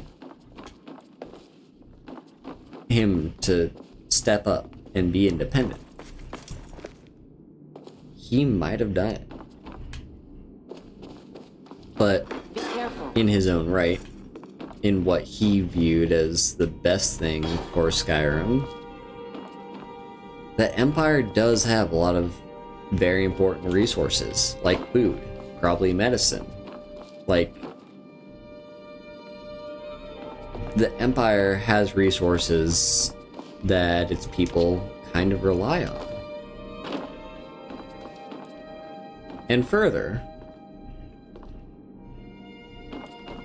like, sure, the Empire may suck, but keep in mind, don't be too nearsighted that you lose sight of who the real enemy is here. It's not the Empire that ruined everything and was like, okay, you're not allowed to worship Talos anymore. It was the Dominion. So Skyrim cannot defeat the Dominion on their own. I will say, maybe, just maybe, they might be able to drive off the Dominion. Because keep in mind, here's a little bit of thing, you don't really learn much in Skyrim, you have to read books to find this out, but Hammerfell, the fate of Hammerfell, right now, politically, geopolitically speaking, Hammerfell was signed over in the White Gold Concordat to be Dominion territory after the war. So the Aldmeri Dominion wanted the Empire to hand over Hammerfell to them when the war ended. And they did. Like, the Empire didn't have a choice.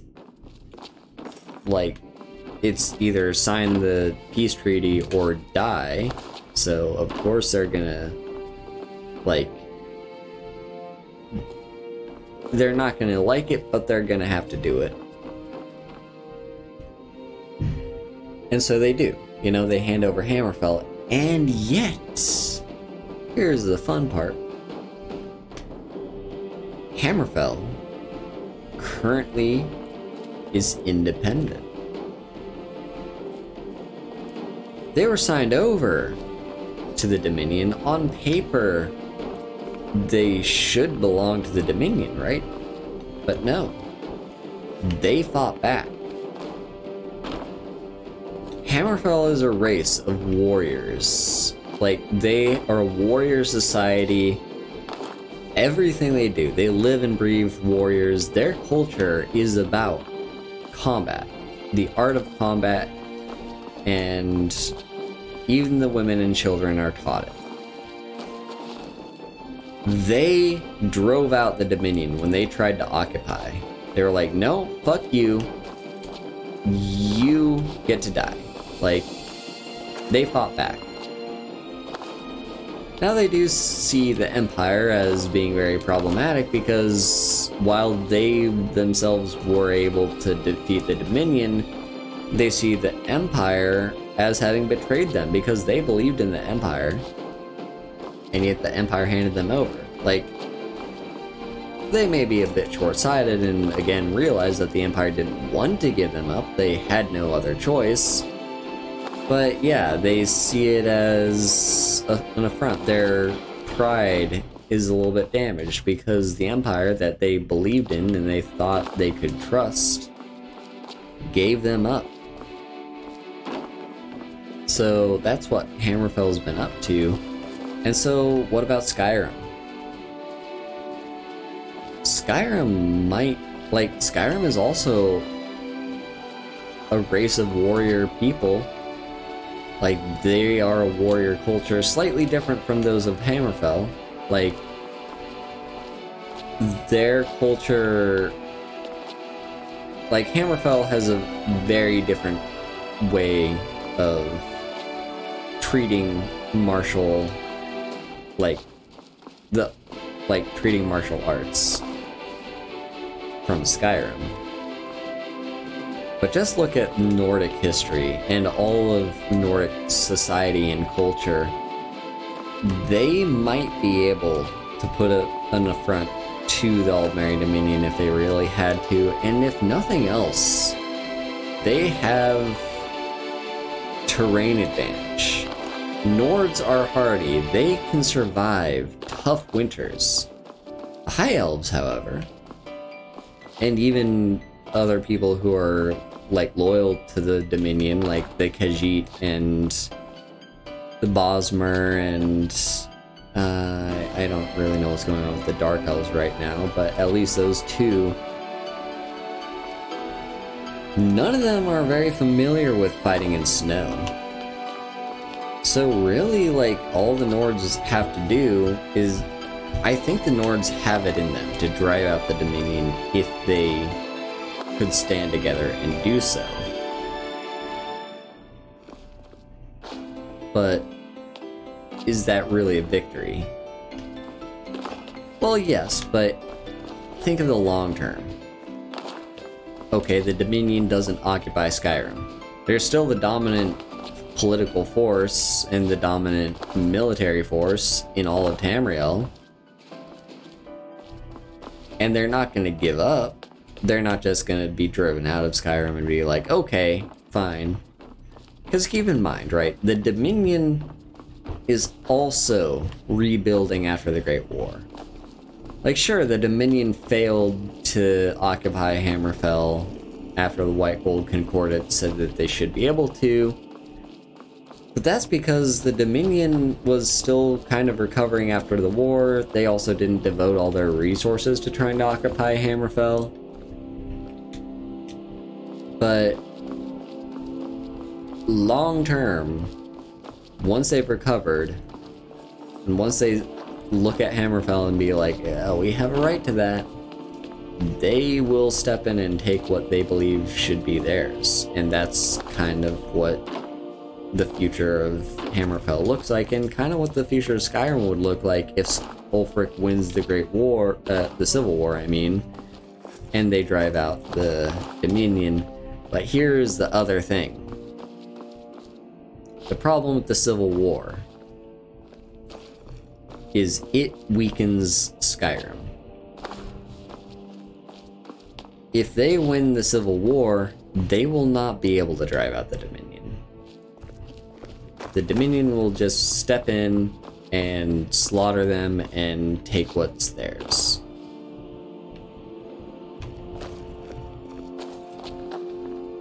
If it wasn't for the Civil War, the Nords would have hope of driving out Skyrim. If they were unified, if they weren't weakened from fighting each other, they could probably drive out the Dominion. But it would be a temporary reprieve because, yeah, the Dominion would later eventually rebuild and have the strength and decide to come in full force to occupy Skyrim, and I don't know if the Nords could defeat the entire force of the Aldmeri Dominion. The Empire, however, maybe. Like, they require unity, that's the thing. If the Empire is united, they could stand as a significant force to maybe drive out the Dominion. And that's kind of why the Dominion went to war with the Empire in the first place. Hello, Blue Hope. It's kind of why the Dominion went to the war with the Empire in the first place, is because they knew the Empire was the only other contender with them. So they needed to take out their biggest threat, which was the Empire, and they did that successfully. And I think the Empire, even though they suffered heavy losses during the Great War, if they can rebuild, they could still be that significant threat to the Dominion, and maybe in a secondary Great War, they could overthrow and win back their territory and their claims. But people are too focused on the immediate future, the nearsightedness of like, what is the biggest problem that I'm suffering from right now? Well, it's this thorn in my side, the Empire, and the fact that the Empire failed us in the Great War. People are disillusioned to the Empire, and probably rightfully so, but they're still being threatened by the Dominion, and I don't think they can do it on their own. They need some sort of unification. Like, if Hammerfell and Skyrim, both independent entities, were to band together and maybe bring along, I don't know, probably Daggerfall. I don't really know what's going on in High Rock right now. But I don't think they want to be loyal to the Dominion. I think in High Rock, they're like one of the few remaining territories to the Empire, if I'm correct. But if, say... yeah. If somehow these territories were able to band together, I think they could become a significant problem for the Dominion. But people are too focused on the immediate future. They're not worried about the long term. They don't see the long-term enemies that they're going to have to face. They're more focused on the immediate short term. So, yeah. That was a bit of a tangent, but basically, point being, I think the Empire is still the right ones to support, even though they have their problems. They're not perfect, they do have problems. But Ulfric doesn't really have the right idea. Or it's kind of like he does, but Torrig did what's right for Skyrim. By staying loyal to the Empire, Skyrim gets to keep all the resources that the Empire devotes to them, you know? So, yeah. What did we do elsewhere? What do we do with, like, Ulfric and his Stormcloaks when they're creating more problems than they're solving? Like, when Skyrim is too busy fighting itself and too busy fighting, like, the Empire, and the Empire is too busy fighting the Civil War to focus its resources on recovering after the Great War, who wins? Not the Stormcloaks, not the Dominion, I mean, not the Empire, it's the Dominion. They're the ones that are successful in the end. Like, they win in the Civil War, even though they're not fighting in it. And it's because they're not fighting in it that they win.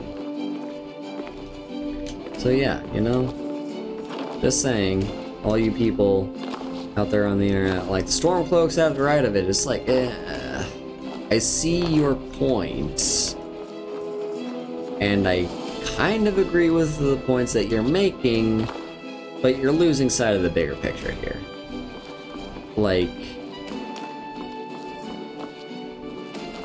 and this may be a bit controversial. I kind of agree with the Dominion. Like, they're not perfect, they have their issues, and they're very heavily pictured in this game and a lot of other games as being the baddies. They are the big villain that you have to defeat, so, like, obviously you can't side with the Dominion. They outlawed Talos, they fought the Empire. But think of it from their perspective, right? The Dominion...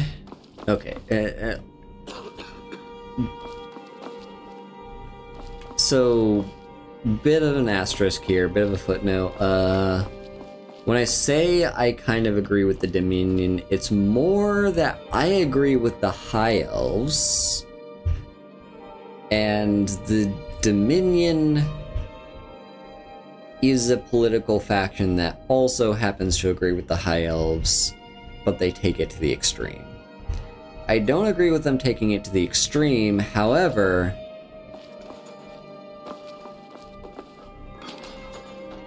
like, humans are invaders. If you look at Hammerfell, we had the Red Guard, who basically showed up and inhabited Hammerfell, and they slaughtered everyone there and occupied it. The Red Guard don't come from Hammerfell, they come from Yokuda, and then they... you know, Yokuda sank, and so they had to escape, and they came to Hammerfell, and they basically killed everyone that currently occupied it so that they could occupy it. And look at Skyrim.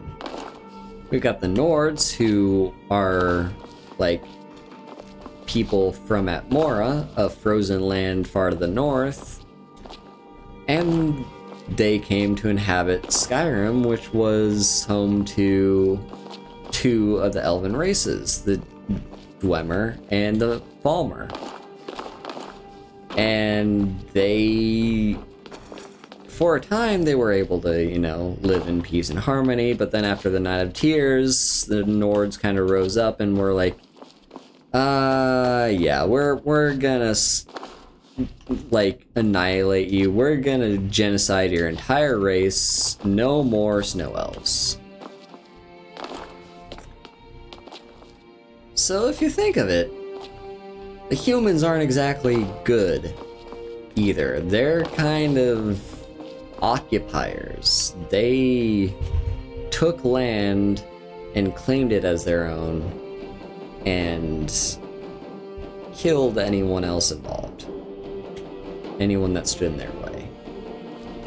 So I'm not saying that the Dominion is exactly perfect, but this, like, the High Elves aren't wrong.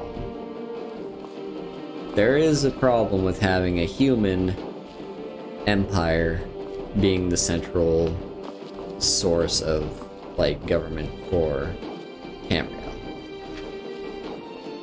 We need to have a non-human ruler, or no ruler.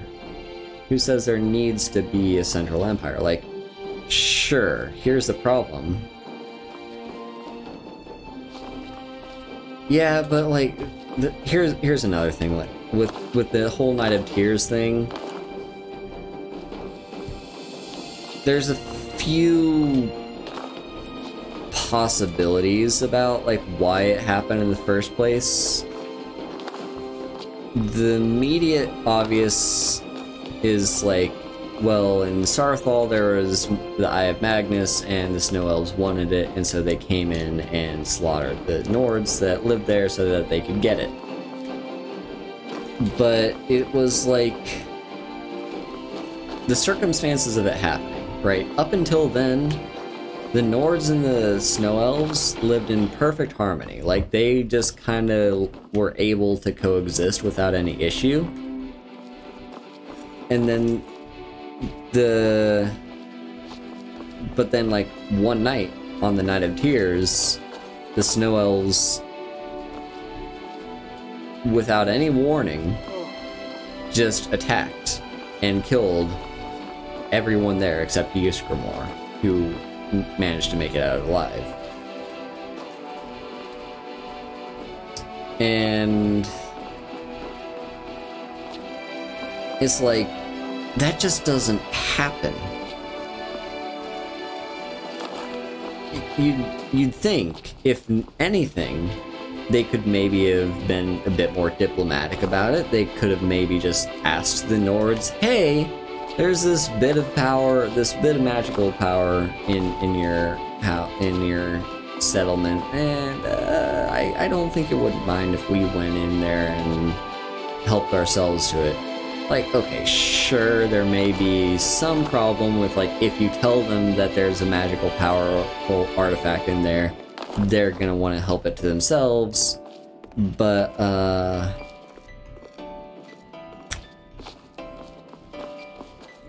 yeah, like, there's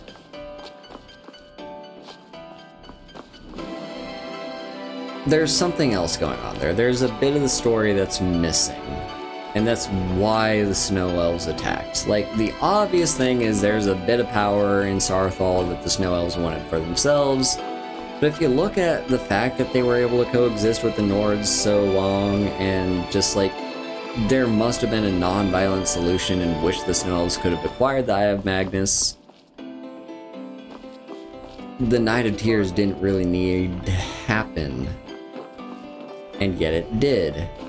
Completely without any warning. Like, there was no hostility with the Snow Elves until that night.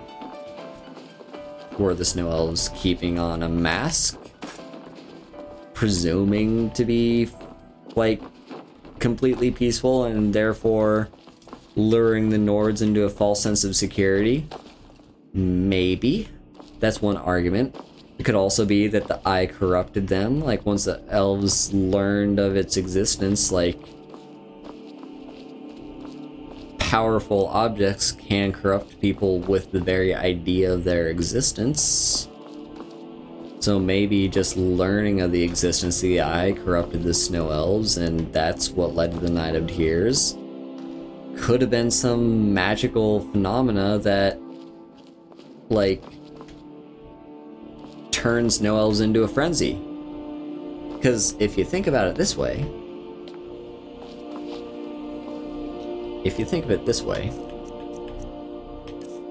okay, I do not have the frenzy spell, but there's magic in this universe that turns people into a blind rage and they attack without thinking. It is not beyond the Eye of Magnus to be able to have that kind of power, because the Eye of Magnus is like one of the most powerful magical artifacts in the entirety of Nirn. You can't tell me that it wouldn't have the ability to enrage people and act without thinking. So I'm just saying, like, there's a bit of a blurry line with the whole Night of Tears, and while it is tragic that the Snow Elves went in and slaughtered a whole bunch of Nords,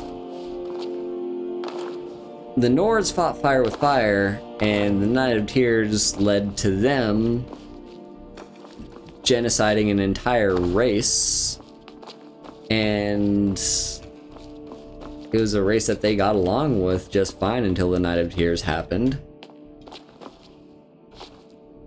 So, we don't have the full picture. We don't know exactly what led to the Night of Tears. All we have is speculation. But I will say, humans are invaders, and elves were here first. Anyway, let's talk to Elisith.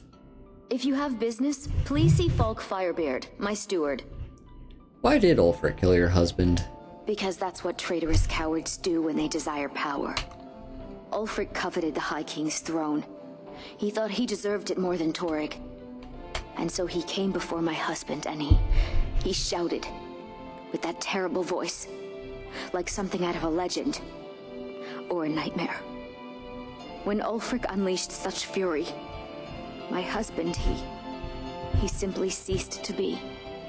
That is all I will say, for it grieves me to speak of it. Now, there is some speculation where, like, you know, like the saying is that Ulfric shouted Torrig apart with his voice. Like, that's all he did. He didn't, like, raise a weapon. It was just like one shout and he's dead. There's some speculation as to whether or not that's actually accurate, or whether that's simply how they perceived it to happen, because it all happened so quickly and is entirely, like, it's not without doubt that Ulfric used the voice when he confronted Torrig, but it's really a question of, like, is that what dealt the final blow? Or did it merely weaken Torrig and then he struck him down? It's hard to say. Are you the High Queen? Not yet, no. Although it is true my husband Torrig was the High King, and I am his widow. Now is not the time to lay claim to such a title. This land is riven by war, and her people suffer for it. The Stormcloaks are a blight on Skyrim, and like any blight, must be purged.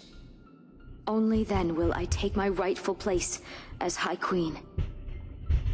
Yeah, can't really crown a queen that requires a moot in the middle of a civil war. Do you trust Tullius? A question I am all too familiar with. One my very thanes ask often. They worry that Tullius is so focused on the war that he risks forgetting what's best for our people. The real irony is that, while General Tullius is certainly no Nord, the people of Skyrim would be lost without him. Trust is always difficult, especially for my people. Yet we must trust in Tullius's leadership. For what other choice do we have? And do you like my outfit? It's quite fetching, actually. The craftsmanship is excellent. It was made by Radiant Raymond. Oh, really? Well, you can tell them that I will be putting in a request for a few dresses quite soon. There we go. But Be yeah, well. the... Pray for Solitude and my husband. that whole topic of Tullius, like... So Tullius is the general that the Empire sent to deal with the rebellion in Skyrim. Like, he was sent here. Thank you for the hydrate, Blue Hope.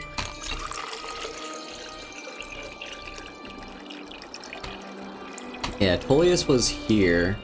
He was sent here to quell the rebellion and keep order in Skyrim. But we see... Oh, look at that. Look at how beautiful Solitude is. Also, you are the things. Well, I don't know who you are. Are you... Unless we have specific business, Maybe you're her I'm not thing, I'm interested. not sure. Yeah, look how beautiful Solitude is. And like, if we get over here... Ooh! There's a healing potion. Now, if we get over here, we can see, like, we're overlooking the Sea of Ghosts in the harbor, and oh, would you look at that? Oh, we are clipping through the world. Yes, Skyrim. Very cool. But yeah, well, this is kind of cool. But yeah, Tullius is the Legion's, like, hope for quelling this rebellion. But here's the thing about the Civil War. Tullius isn't concerned about Skyrim. He's just doing what the Empire tells him to do. If the Empire told him to give up on Skyrim, he would do it. He is loyal to the Empire and only the Empire. Legate Rika, on the other hand, she's the one to whom Skyrim is her home. She's a Nord at heart, and she's an example of it's possible to be a Nord and not despise the Empire. Like, she can agree that it maybe has some problems, that's not without question, but it's still, regardless, is the best thing for the Empire, or best thing for Skyrim, you know? Skyrim can't stand up to the Legion on its own. but the Empire has resources, and so yeah, a lot of people view the Civil War as being a war between Ulfric and Tullius, because Tullius is the leader on the Empire side in the war, but it's actually Rika. She's the one who has Skyrim's best interest at heart, and well, yeah. Need something? By the way, Elisith loved the outfit. That's wonderful. You've done us a great service. As promised, the outfit is yours. And here's something for your trouble. Money. All Remember raiment when you need a... So nice to have... Nothing at all. It's very... We could fix you right up. Until next time. It's funny that she still had...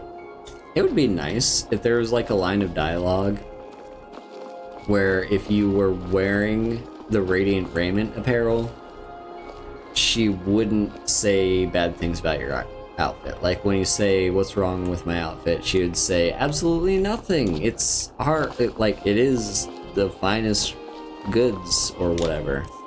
I know that should just be nice. Anyway, now that the quest is done, we can re-equip our armor.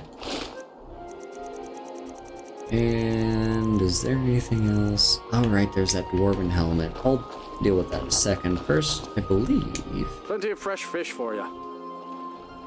Where do you catch the fish? Down at the docks. There are a few good spots if you can avoid the East Empire company workers and those red wave thugs. You and your daughter were at the execution. Sorry, yes. It's been hard on her. The girl misses her uncle. I've tried to explain that Rogvir did something bad, and that we all have to be accountable for our actions. But the child feels what she will. These are troubled times. Be on your guard. You look like you could do with a ripe apple, or a tomato, cabbage, or leek.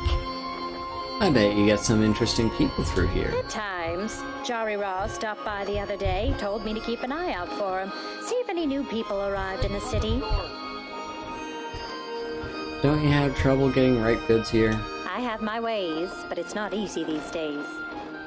The Black Blood Marauders have been plundering ships off the coast. A lot of people been hurt by their foolishness. Come back when you figure out how to spend money. You wouldn't have a few minutes to run down to the docks, would you? Sure. What do you need from the docks? Well, I've got a shipment of spices the East Empire Company is holding up. I need someone to convince them to release it. Shouldn't be a problem. Great. Get back to me when you're done and I'll give you something for your time. Is your spiced wine made from a secret recipe? Oh, yes. A secret family recipe. The only good thing my father Octave ever did. In fact, it's so good, no one else in Skyrim even tries to make any. How are your sales? Oh, very brisk. When the snow sets in, even the hardiest Nord needs some spiced wine to warm the blood. Good luck out there. Seems like a tough time to be So yeah, we've got a quest for her. There's Gerard or Gero, depending on how Viarmo feels like pronouncing his name at the moment. There's you, who I will be talking to momentarily to pick up your quest. I want to talk to the blacksmith, though. I don't remember if the blacksmith has a quest for no end to the us. needs of the Imperials. But what can I help you with? Make armor for the Imperials? It's almost all I have time for these days. The men training here in Solitude, and the troops out in the field, they all need weapons and armor. You should look into joining. They could use every hand they can get. You're pretty dedicated to the Empire, then. To be honest, no. But High King Torygg supported them. And now, her lady Elisif has thrown in with them. You could say I'm a king's man at heart. I guess that's Jarl's man now. My loyalty lies with Solitude. Where Jarl Elisif leads, I follow. And that's why the Empire needs Elisif, because she's currently the symbol of solitude, and if she's High King or High Queen, and having her on the throne of High Queen means her loyal subjects will follow her, that's why the Empire supports her. Have you considered getting out there and fighting? I think I would, if it weren't for my son and my wife. Oh, Seema would have my hide if I even suggested I might step foot on a battlefield. You think Stormcloaks and Legionnaires are dangerous? Ha! Return anytime you need arms. As for Spellbreaker, yes, in fact, I do plan on acquiring Spellbreaker at some point. And yeah, I'm not sure if it'll be my late game shield or not, but it is something that I'll strongly consider. And yeah, so the thing about Spellbreaker is,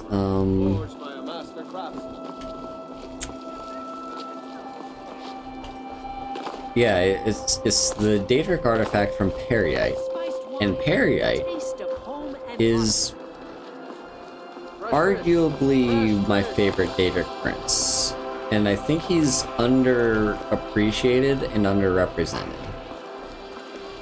As High Priest of the Eight Divines, I bid you welcome.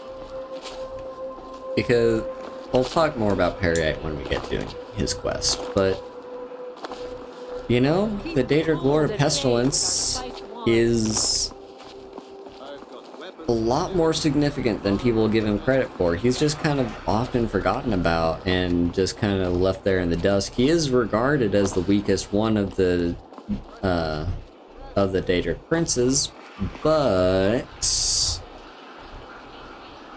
he plays a very important role. And yeah, we will talk more about that later. Anyway, Jari Ra. You're passing through Solitude? Maybe you're looking to make some easy gold, yes? What did he have in mind? It's easy to find things to sell. Things nobody will miss. Things from underground, or just left lying around in someone's house. I bet the two of us were very alike. So why not take the next step? We can help each other. My sister Deja and I are treasure hunters. We like to collect things. I'm listening. I knew you looked like a clever one. With the war, many more ships come through these docks, loaded with weapons and pay, but few people, and they pass through dangerous waters. We have an interest in one of those boats, the Ice Runner. The Solitude Lighthouse will be guiding it in, but if its fire were to go out, the Ice Runner would run aground. So you want me to put out the lighthouse fire? What an interesting idea. I think if someone were to do something like that, there would definitely be a certain amount of loot to be shared. Yes, if someone were to put out the lighthouse fire and then meet me on the docks afterwards, I could certainly direct them to that loot. What would happen to sailors on the boat? Don't worry about them. We'll make sure they wash up safe. Maybe they'll even pay us for their heroic rescue from their sad crash. Setting up a wreck? I should turn you into the guards. Turn me in? For what? What crime's been committed? I'm just making idle talk about what would most undoubtedly be a tragic event. A tragic and very, very profitable event. It would be best if we spoke little until we've completed the task. As for my restoration skill, I'm at level 52. I have Novice, Apprentice, and Regeneration as my 3 perks. I'm like vaguely investing in it. It's more of a minor skill for me than a major skill, but it is necessary. Here you go. So yeah, Novice Restoration and Apprentice Restoration, which both let me cast spells of that level for half magicka. and then regeneration, which cures 50% more whenever I use healing spells. Also, I was gonna do something. Can't remember what it was. Yeah, respite will heal my, lets me heal stamina too. I don't really use that perk very often. Like, in very few of my playthroughs do I ever actually use that perk. So, yeah. So look here, we've got a lot of stuff around that we unlocked.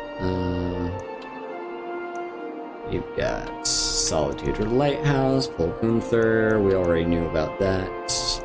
There's Steep Fall Burrow, Orphan's Tear, Wolf Skull Cave, and the Statue to Meridia.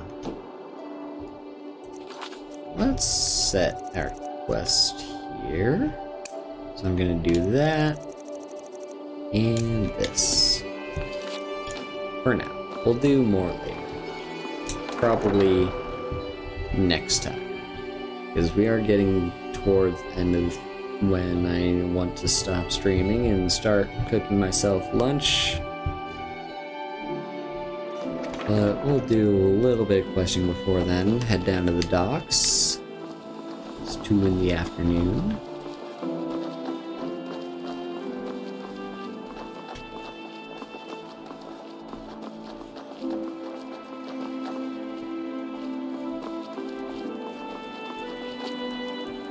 Yeah, if I power attack, it uses up a lot of stamina.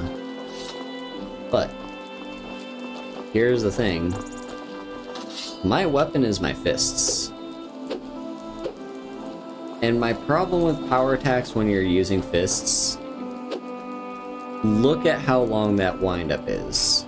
Like, I don't care how much damage it deals, the time it takes for me to wind up my power attack and land a hit, my enemy could dodge out of the way. Like, it's really hard to control the camera when you're power attacking, so they could dodge out of the way, and I could miss my shot, and yeah. But when you're just landing, like, short hits that aren't power attacks, it's a lot easier to deal damage. So I don't really care too much about stamina for this build. Stamina is mostly useful just for sprinting long distances. So, I can't remember if there are any quests associated around here. Maybe I could adopt that child, but I don't think there's any quests around stables. What we are interested in, though, is down here.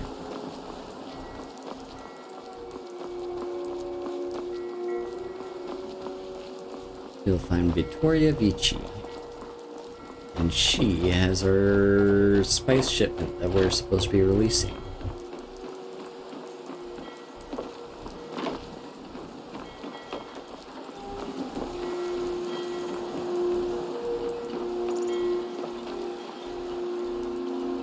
Who are you? You talk to Egg Brothers. Deja has no words for you. Uh-huh. Here's Vittoria Vici. Staying a little too far back, so I can't talk to you. I guess I'll have to come in here. Sorry, I was lost in thought. I'm planning my wedding, you see. So many details to work out. Details. Evet-san asked me to check on her shipment of spices. Ah, yes. If she wants to pay the 2,000 gold tariff, then we'll be all set. Well, that is just extortion. Yvette can't afford a tariff. She can barely afford her stand. I suppose I could make an exception. I do like her spiced wine. Fine. Tell Yvette-san her shipment will be brought up to Solitude shortly. 2,000 gold tariff, my ass. Who can afford a 2,000 gold tariff? Seriously. Everything all right? You have no knowledge of who you speak to. Go away. Alright, then we'll go and turn out the lighthouse fire.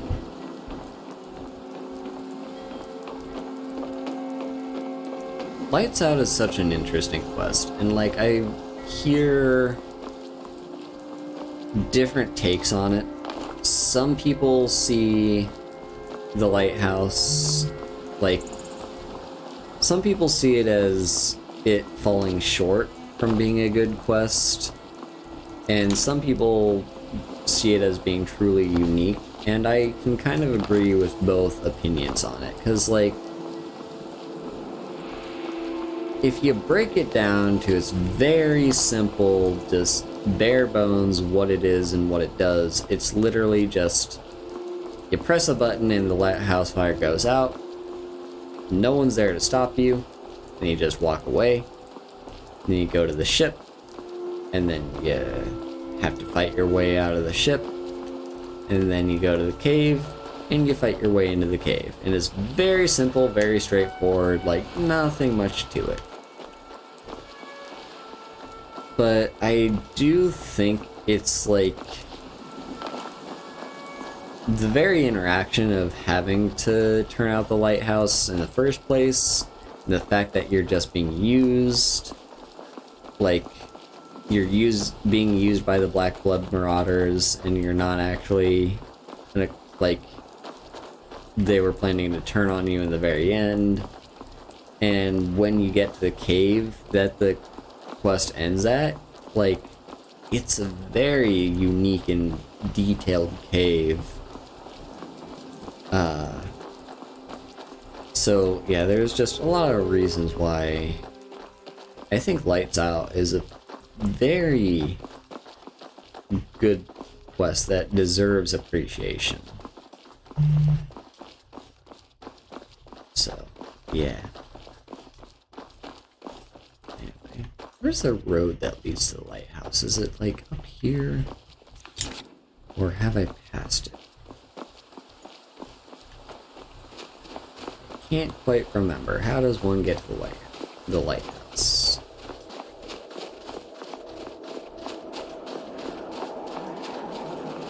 Yeah, past the road. I vaguely remember that the road leading to the lighthouse is very easy to miss.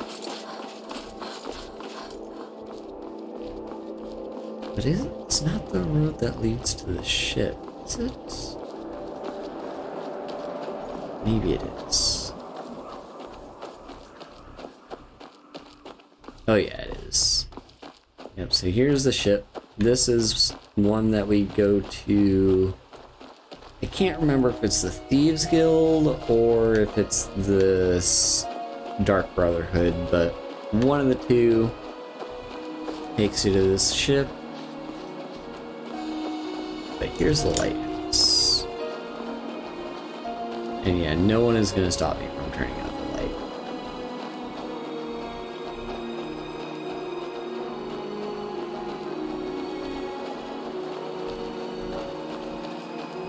Skyrim is beautiful. Have I ever mentioned that? Look at Solitude. Look at just the sea. The Northern Sea.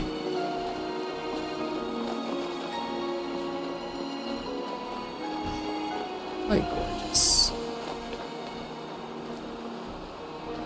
So yeah, there's Solitude Lighthouse.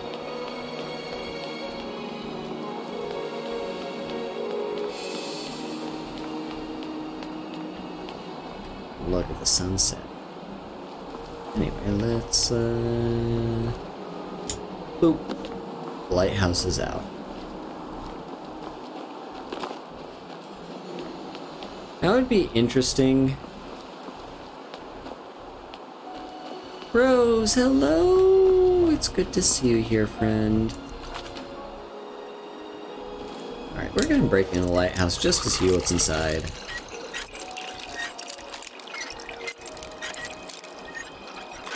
Thank you all for the redeems.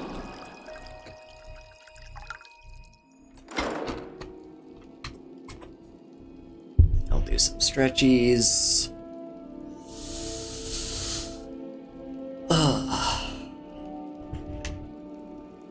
Now there is someone in here. It's you. You're not supposed to be here. Mazaka. Hakuna Mazaka. It's a wonderful phrase. Is there anything in This is the here? last time I'll say it. Okay. I'll leave. Guards! Trespasser! Don't get too far ahead. You just... That's close enough. Buddy. Get away from me. Get away from yourself. Oh, wow.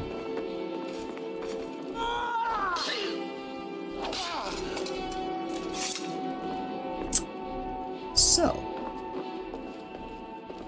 we did two things. We confirmed that Solitude is in fact Hoffingar. And we may have murdered the guy that is supposed to be guarding the lighthouse. However, I did not raise a single weapon. It was all Eric. He was the one that committed the murder. I am innocent. Was I trespassing? Maybe, but that didn't mean that he didn't... that he had to turn hostile. And Eric is merely defending me. He's just my bodyguard. So, yeah. We're just not going to talk about that. No one needs to know. You all agree not to talk about this, right, chat?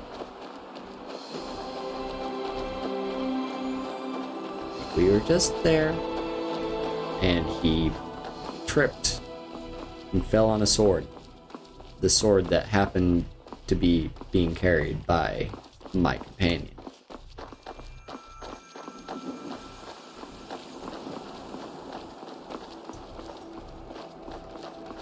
Anyway, back to Solitude.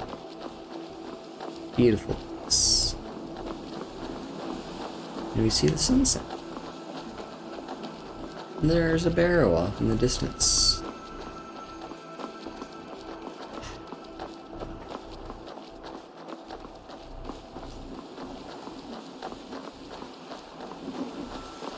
Quite a lovely place.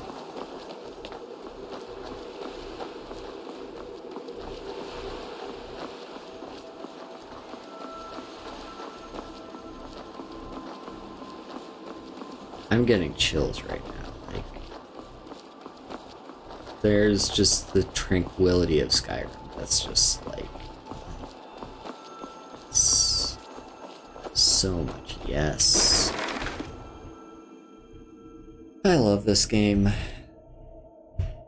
Like, I don't understand people that go off on about like how, oh, Skyrim's a terrible game, I hate it. It's like an awful game. Bethesda has bad writing. It's like, you're missing the point by a mile. This is such a good game. Like, the world that it takes place in is just chef's kiss.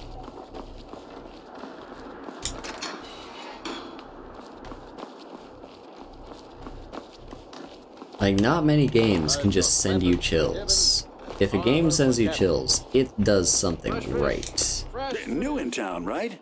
If you need a place to sleep, head over to the Winking Skeever. Keep the cold at bay with spiced wine for you. It's a family recipe. The East Empire Company is sending up your spices. Thank you so much. I swear it's a fight with them every shipment. Here's something for your troubles. And we got some spiced wine for our troubles. Good luck out there. Let's have a drink of it in celebration. Let's get food. There we go. Celebrate. Now. Solitude is quite beautiful. I gotta admit, it's very lovely. The finest fishing, But with that, I think I'm gonna call it here. We mostly talked about the lore and politics. Probably about half the stream was me actually playing the game, and half of it was me talking about like lore and politics. But yeah,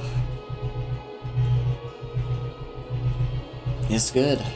Glad we got to Solitude. Next time we're gonna be doing basically all the quests in the entire area. Like, we're gonna do the Meridia quest, deliver the beacon, we're gonna be doing, I don't know, just what, we're gonna be doing a bunch of stuff. And that'll be next time. As for what you can look forward to in streams, tomorrow, probably releasing a schedule. I'm gonna be offsetting my Wednesday streams by 30 minutes because I've just found that I just cannot keep up with my time commitment of 7:30 p.m. It's just like, if I push it back to 8, that's a lot more reasonable for me to commit to. Also, I have started doing a new format for my schedules, by the way. If, in case you'd noticed on Twitter, I have my schedule in both JST and EST. So hopefully that'll be a little bit less confusing for some people. I don't know if it's too confusing, but better safe than sorry. And yeah, then what else is there to say? Well, yeah, what else? There's yeah. Look forward to me streaming on Wednesday, I guess. If you like my stuff, you can support me. You can find all my links on my card down in the About page. You can find me over on Twitter. You can find my throne, I believe. I do have a throne wish list. I just can't remember if I've linked it there or not. You can, you know, leave tips. If you enjoy my content as a Twitch streamer, you can tip me over on the Stream Elements link page. You can also subscribe to me if you want to support me monthly. And also have access to emotes. So yeah, a lot of things you can do. And yeah. So, with all that said, right here in chat, I am typing out our raid message, which we are going to be sending to our raid target. You can copy and paste it when we get there, or type it in yourself. And if you're subbed to me, you can have access to this hug emote. We are going to be raiding Gumi, our favorite little ghost friend. So yeah, thank you all so much for coming out. Have a great night. Bye bye.